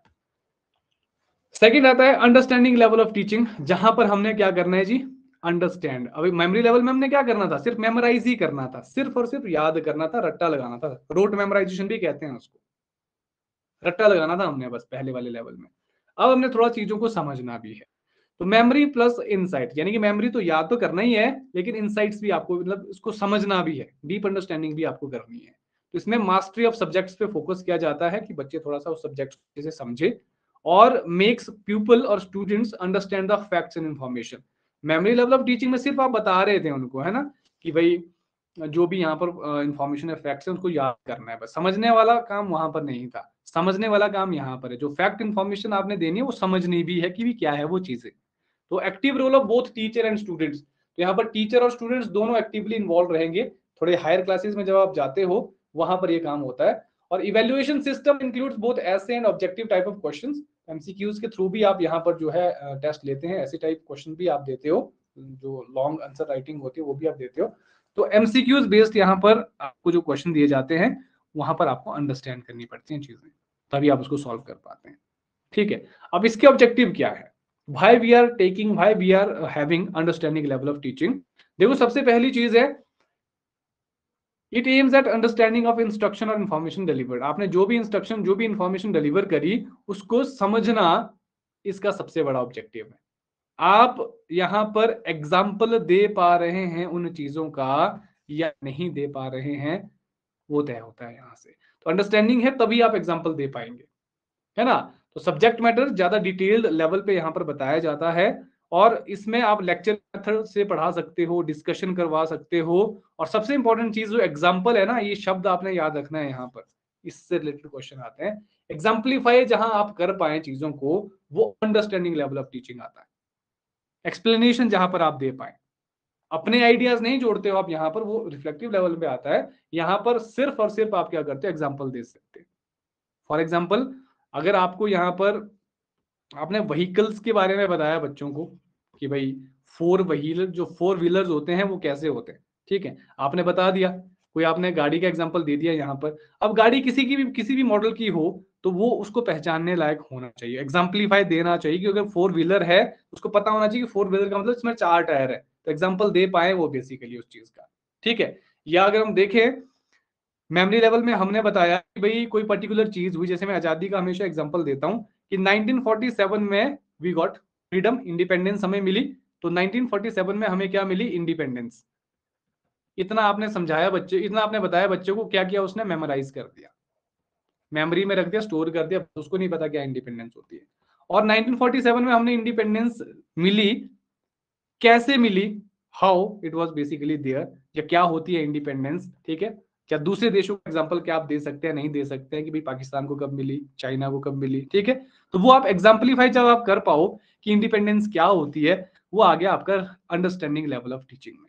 पहले हमें सिर्फ इतना पता था कि भी 1947 में हमें इंडिपेंडेंस मिली, बस इतना पता था। अब क्या होती है इंडिपेंडेंस, उसकी अंडरस्टैंडिंग अगर जहां हो जाए, वो आपका अंडरस्टैंडिंग लेवल ऑफ टीचिंग में आ जाएगा, जहां पर आपने बच्चों को क्या सिखाया कि इंडिपेंडेंस होती क्या है। ठीक है, उसके बाद तीसरा जो आपके पास लेवल आता है वो आता है रिफ्लेक्टिव लेवल ऑफ टीचिंग। ठीक है, हेलो हाँ जी सर, जो सबसे फर्स्ट वाला मेमोरी लेवल ऑफ टीचिंग था, उस पे फिर जो अभी ये हमने अंडरस्टैंडिंग लेवल ऑफ टीचिंग से मेथड्स में हमने देखा कि एक एग्जांपल्स, लेक्चर्स और एक और चीज, मतलब ये 3 पॉइंट्स जो लास्ट के थे, ये फिर उस ये डिस्कशन, ये तीनों points memory level of teaching में बिल्कुल भी फॉलो नहीं होंगे ना? नहीं, इसमें नहीं होगी, समझ लो ना। मेमोरी लेवल में क्या होगा, मेमोरी लेवल में छोटे बच्चे को समझ लो, प्राइमरी बच्चा है ना, वो क्या ही डिस्कशन करेगा, या उतना ज्यादा आज की डेट में हो सकता है बच्चे थोड़े शार्प भी हों, लेकिन नॉर्मली क्या होता है, ये डिस्कशन उन पर्टिकुलर बच्चों के द्वारा की जाएगी जो चीजों को कुछ समझते भी हैं, अंडरस्टैंड भी करें उन चीजों को। लेकिन मेमोरी लेवल में सिर्फ याद करवाई जाती है, जैसे फ्रूट्स के नाम याद करवा दिए, रंगों के नाम याद करवा दिए, है ना, कुछ और याद, टेबल याद करवा दी, वो छोटे बच्चों के लिए है मेमोरी लेवल ऑफ टीचिंग। फिर अंडरस्टैंडिंग लेवल थोड़ा सा बड़ा सा लेवल हो गया, जहां पर बच्चे थोड़ा समझ भी पाए चीजों को कि है क्या, बेसिकली एग्जाम्पल दे पाए, बस इतना सा याद रखना है। अंडरस्टैंडिंग लेवल में बच्चे एग्जाम्पल देने के काबिल हो जाते हैं, is that sir clear? Example तो सर फर्स्ट वाले में मेमोरी लेवल ऑफ टीचिंग में भी बच्चों को सिखाया ही जाता है सर, कि जैसे जेब्रा, फिर डॉग का एग्जाम्पल देके।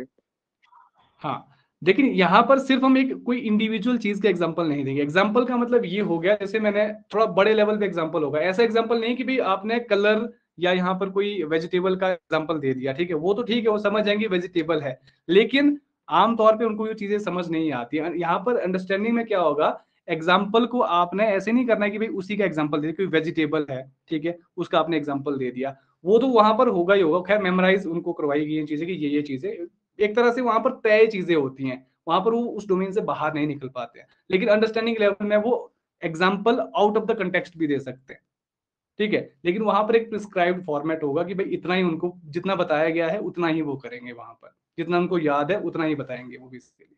लेकिन यहाँ पर वो आउट ऑफ कंटेक्स्ट दे सकते हैं एग्जाम्पल। समझ लो कि जैसे अब प्राइमरी के बच्चे होते हैं, नर्सरी केजी के होंगे, वो आपकी मेमोरी लेवल ऑफ टीचिंग में हो जाएगा। उसके बाद आपके थोड़े 5th 6th के बच्चे होंगे, 7th 8th के बच्चे होंगे, अंडरस्टैंडिंग लेवल में आ जाएंगे, ठीक है, या 9th के तक भी हो सकता है, या 9th 10th भी हो सकता है। उसके ऊपर जो है वो फिर रिफ्लेक्टिव लेवल में आ जाएगा, खासतौर पर जो आपका हायर एजुकेशन में आता है, जो कि हम यहाँ पर अभी करने वाले हैं। तो रिफ्लेक्टिव लेवल ऑफ टीचिंग में क्या होगा, ये हाईएस्ट लेवल ऑफ टीचिंग होता है। हाईएस्ट लेवल मतलब इसके ऊपर नहीं है, तो हाईली थॉटफुल एंड यूजफुल होता है ये। यहाँ पर आप रिफ्लेक्ट करते, जैसे कि यहाँ पर टर्म दी गई रिफ्लेक्ट। रिफ्लेक्ट करने का मतलब हो गया आपके सामने, जैसे कि मैंने आपको बताया कि 1947 में वी गॉट इंडिपेंडेंस, फिर हमने अंडरस्टैंडिंग लेवल में हमने देखा कि भाई इंडिपेंडेंस होती क्या है, अंडरस्टैंड किया। फिर हम देखेंगे थर्ड जो आपका understanding reflective level of teaching में हम देखेंगे इंडिपेंडेंस हमें कैसे मिली, क्यों मिली, एंड क्या क्या और सिनेरियोज वहां पर हो सकते थे, क्या क्या पॉसिबिलिटीज हो सकती थी जब आप उसके ऊपर रिफ्लेक्ट करेंगे। That is your reflective level of teaching. जहां पर मेमोरी लेवल तो होगा ही, अंडरस्टैंडिंग लेवल भी यहां पर होगा, दोनों को मिक्स करके एक अलग लेवल को यहां पर बनाया जाएगा, रिफ्लेक्टिव लेवल ऑफ टीचिंग, जहां पर आइडियाज एक्सचेंज किए जाएंगे बच्चों के द्वारा, स्टूडेंट्स के द्वारा, टीचर्स के सामने। और प्रॉब्लम सेंट्रिक अप्रोच रहेगी ये टीचिंग, जहां पर आप प्रैक्टिकल चीजों पे ज्यादा ध्यान देंगे और डिस्कवर करने की यहाँ पर कोशिश करेंगे, रिसर्च करने की यहाँ पर कोशिश करेंगे। तो प्रॉब्लम आइडेंटिफाई की जाएगी, डिफाइन की जाएगी, उसके बाद सोल्यूशन उसका फाइंड आउट किया जाएगा, जो कुछ भी हो सकता है डिपेंडिंग अपॉन द सिचुएशन। तो क्लासरूम एनवायरनमेंट यहाँ ओपन होगा, इंडिपेंडेंट होगा। ये पॉइंट्स पूछे जाते हैं भाई हर एक लेवल ऑफ टीचिंग से, कि क्लासरूम एनवायरनमेंट जो है कहाँ पर ओपन एंड इंडिपेंडेंट होगा, ऐसा क्वेश्चन पूछा जा सकता है। तो लर्नर्स ज्यादा मोटिवेटेड और एक्टिव कहाँ होते हैं, या ऐसे टाइप ऑफ क्वेश्चन जो है यूज किया जाता है इवेल्युएशन में यहाँ पर, ताकि डिस्क्रिप्टिव स्टडी यहाँ पर जो आपने डिस्क्रिप्टिव आंसर आप यहाँ पर लिख पाए, अपने आइडियाज यहाँ पर दे पाए, अपनी लैंग्वेज में यहाँ पर आप कन्वर्ट कर पाए चीजों को, और कुछ एक्स्ट्रा कुछ एड ऑन भी कर सके अपनी तरफ से रिफ्लेक्टिव लेवल में, बेस्ड ऑन सम लॉजिक, ठीक है। तो ये आपका रिफ्लेक्टिव लेवल ऑफ टीचिंग में होगा। तो इसके फायदे भी होते हैं, नुकसान भी हैं। तो फायदा ये है रिफ्लेक्टिव लेवल ऑफ टीचिंग का कि भाई टीचिंग जो है लर्नर सेंटर्ड होती है, स्टूडेंट के हिसाब से यहाँ पर टीचिंग होती है, और this is there is more interaction between teacher and the learner. तो इनके बीच में इंटरेक्शन ज्यादा होगी, टीचर और स्टूडेंट के बीच में, और this level is appropriate for higher classes, जैसे कि आपकी क्लासेस हैं, आपने एमए किया, ग्रेजुएशन किया, उसमें रिफ्लेक्टिव लेवल ऑफ टीचिंग होती है। और डीमेरिट इसका सबसे बड़ा ये है कि भाई ये सूटेबल रहता है मेंटली मैच्योर्ड लर्नर्स के लिए ही। बच्चे, छोटे बच्चे जो है रिफ्लेक्टिव लेवल ऑफ टीचिंग नहीं अफोर्ड कर पाते हैं due to some mental restrictions, या हम कहें कि उतना ज्यादा ग्रोथ नहीं हुआ होता है। हाँ, एक्सेप्शंस आपके बीच में हो सकते हैं, कुछ स्टूडेंट्स हो सकते हैं शार्प हो। आपने देखा आज की डेट में बच्चे कहीं ना कहीं रिफ्लेक्टिव लेवल ऑफ टीचिंग को भी कंप्लीट कर सकते हैं, 5th 6th 7th के बच्चे कर सकते हैं, क्योंकि उनमें उतना जो लेवल है वो बढ़ चुका है। हमारे टाइम पे इतना नहीं था, वो धीरे इवॉल्व हो रही है चीजें, वो अलग बात है। कुछ एक्सेप्शन यहाँ पर रहेंगे कि भाई हाँ, रिफ्लेक्टिव लेवल ऑफ टीचिंग जो है आपके छोटे बच्चों के लिए भी की जा सकती है, अगर उनका लेवल उस तरह का है, तो अगर वो सोच पाए उस तरीके सोच रहे हैं बच्चे आजकल, कुछ एक्सेप्शंस भी हैं, ठीक है। तो ये कुछ लेवल्स हैं टीचिंग के, hopefully these are very clear. फिर प्रिंसिपल्स देखेंगे इनके टीचिंग के कल हम, ठीक है। आज हम इतना ही करेंगे फिलहाल। तो anything else you want to ask, बिल्कुल आप पूछ सकते हैं पीएचडी लेवल पे, बिल्कुल।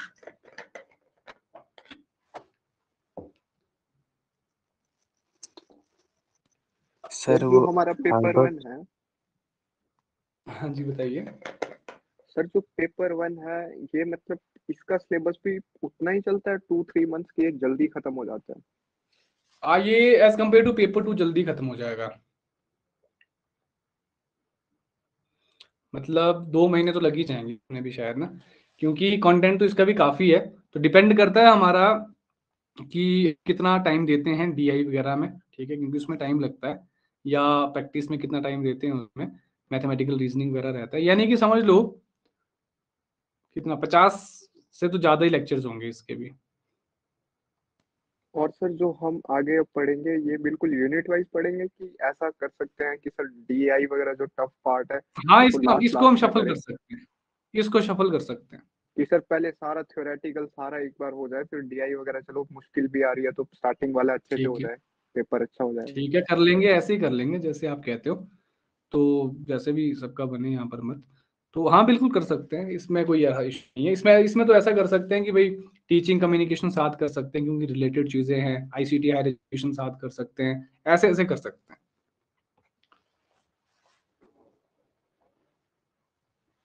पीडीएफ भेज दो, हाँ जी बिल्कुल, पीडीएफ भेजता हूँ मैं, के बाद मैं दोनों पेपर्स की पीडीएफ भेज दूंगा आपको, ठीक है। तो ये जो पेपर 1 की थोड़ी रिकॉर्डिंग शायद लेट हुई है, कुछ टेक्निकल प्रॉब्लम की वजह से, किया तो था मैंने ऑन, बट चलो फिलहाल थोड़ा सा रह गया ये। सर ये memory level of teaching Herbert Simon है। नहीं नहीं, हर्बर्ट साइमन नहीं है, हर्बार्ट है, ये अलग है,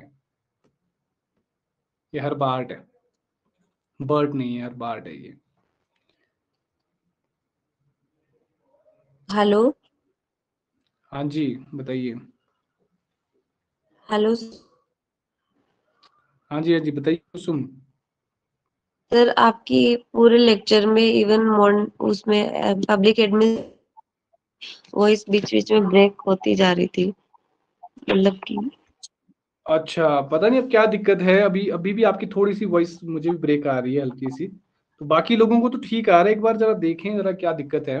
और मैंने नेटवर्क रिफ्रेश भी किया, अच्छा है, पेपर वाईफाई 2 चल में रहा है, हुआ था, एक सेकंड बताइए। प्रॉब्लम आ रही। वाईफाई चल आपकी भी कुसुम नेटवर्क आवाज अभी भी कट रही है। सर नेटवर्क परफेक्ट है, और मैं देख रही थी सब कुछ सही, किसी के अंदर आपकी वॉइस क्लियर नहीं आ रही, बीच बीच के अंदर बहुत कम ब्रेक हो रहा है, बट हाँ ब्रेक, तो वो एक इरिटेशन आपकी वॉइस क्रिएट कर ब्रेक रही हो थी। रही है, आपकी ब्रेक हो रही है, आपकी वॉइस ब्रेक हो रही है अभी। नेटवर्क इशू हो सकता है, कुछ सर्वर इशू भी, एप्लीकेशन एक बार अपडेट कर लेना कुसुम आप, ठीक है, जो टीचमेंट की एप्लीकेशन है उसको एक बार देख लें, प्ले स्टोर में कहीं अपडेट तो ओके नहीं आया हुआ है, अपडेट एक बार देख लो, शायद उस वजह से भी दिक्कत हो सकती है, बाकी प्रॉब्लम आएगी तो बता देना। ओके सर, ठीक है जी। बाकी थैंक फिर यू। कल मिलते, कल तो नहीं होगी क्लास गाइस, है ना, कल सैटरडे संडे क्लास नहीं होती, तो इसको रिवाइज जरूर कर लेना, जो हमने अभी तक पढ़ा है एक लेक्चर में, सिलेबस जो भी हमने पढ़ा। बाकी कभी भी कोई भी दिक्कत आएगी, टेलीग्राम जो हमारा चैनल है ना, जो अपना ग्रुप बनाया हुआ है, उस ग्रुप में कोई भी क्वेरी है डाल देना, कोई भी क्वेश्चन है डाल देना, वहां पर हम उसको देखेंगे। सर व्हाट्सएप आप में मैं जो ओपन नोट्स जी, जो आपने नोट्स भेज देगा, पीडीएफ का बताया था वो भी भेज देगा, हाँ सो हाँ दैट ग्रुप में रिवीजन भेज दूंगा जी, बिल्कुल व्हाट्सएप ग्रुप में भेज दूंगा आपको, चलो थैंक अभी यू। भेज दूंगा आपकी क्लास। सर हाँ जी सर जो आप पीडीएफ भेजेंगे ना सर ग्रुप में, सर वो मतलब वैसे ही आएंगे जैसे सर अनअकैडमी में आते थे कि सर बीच में बस ऐसे मतलब 5-6 लाइन की, सर ऐसे पूरे फॉर्मेट में आ सकते हैं सर, जैसे एक पेज की एफिशिएंसी है सर उसमें मतलब पूरा कवर हो जाए अच्छे से।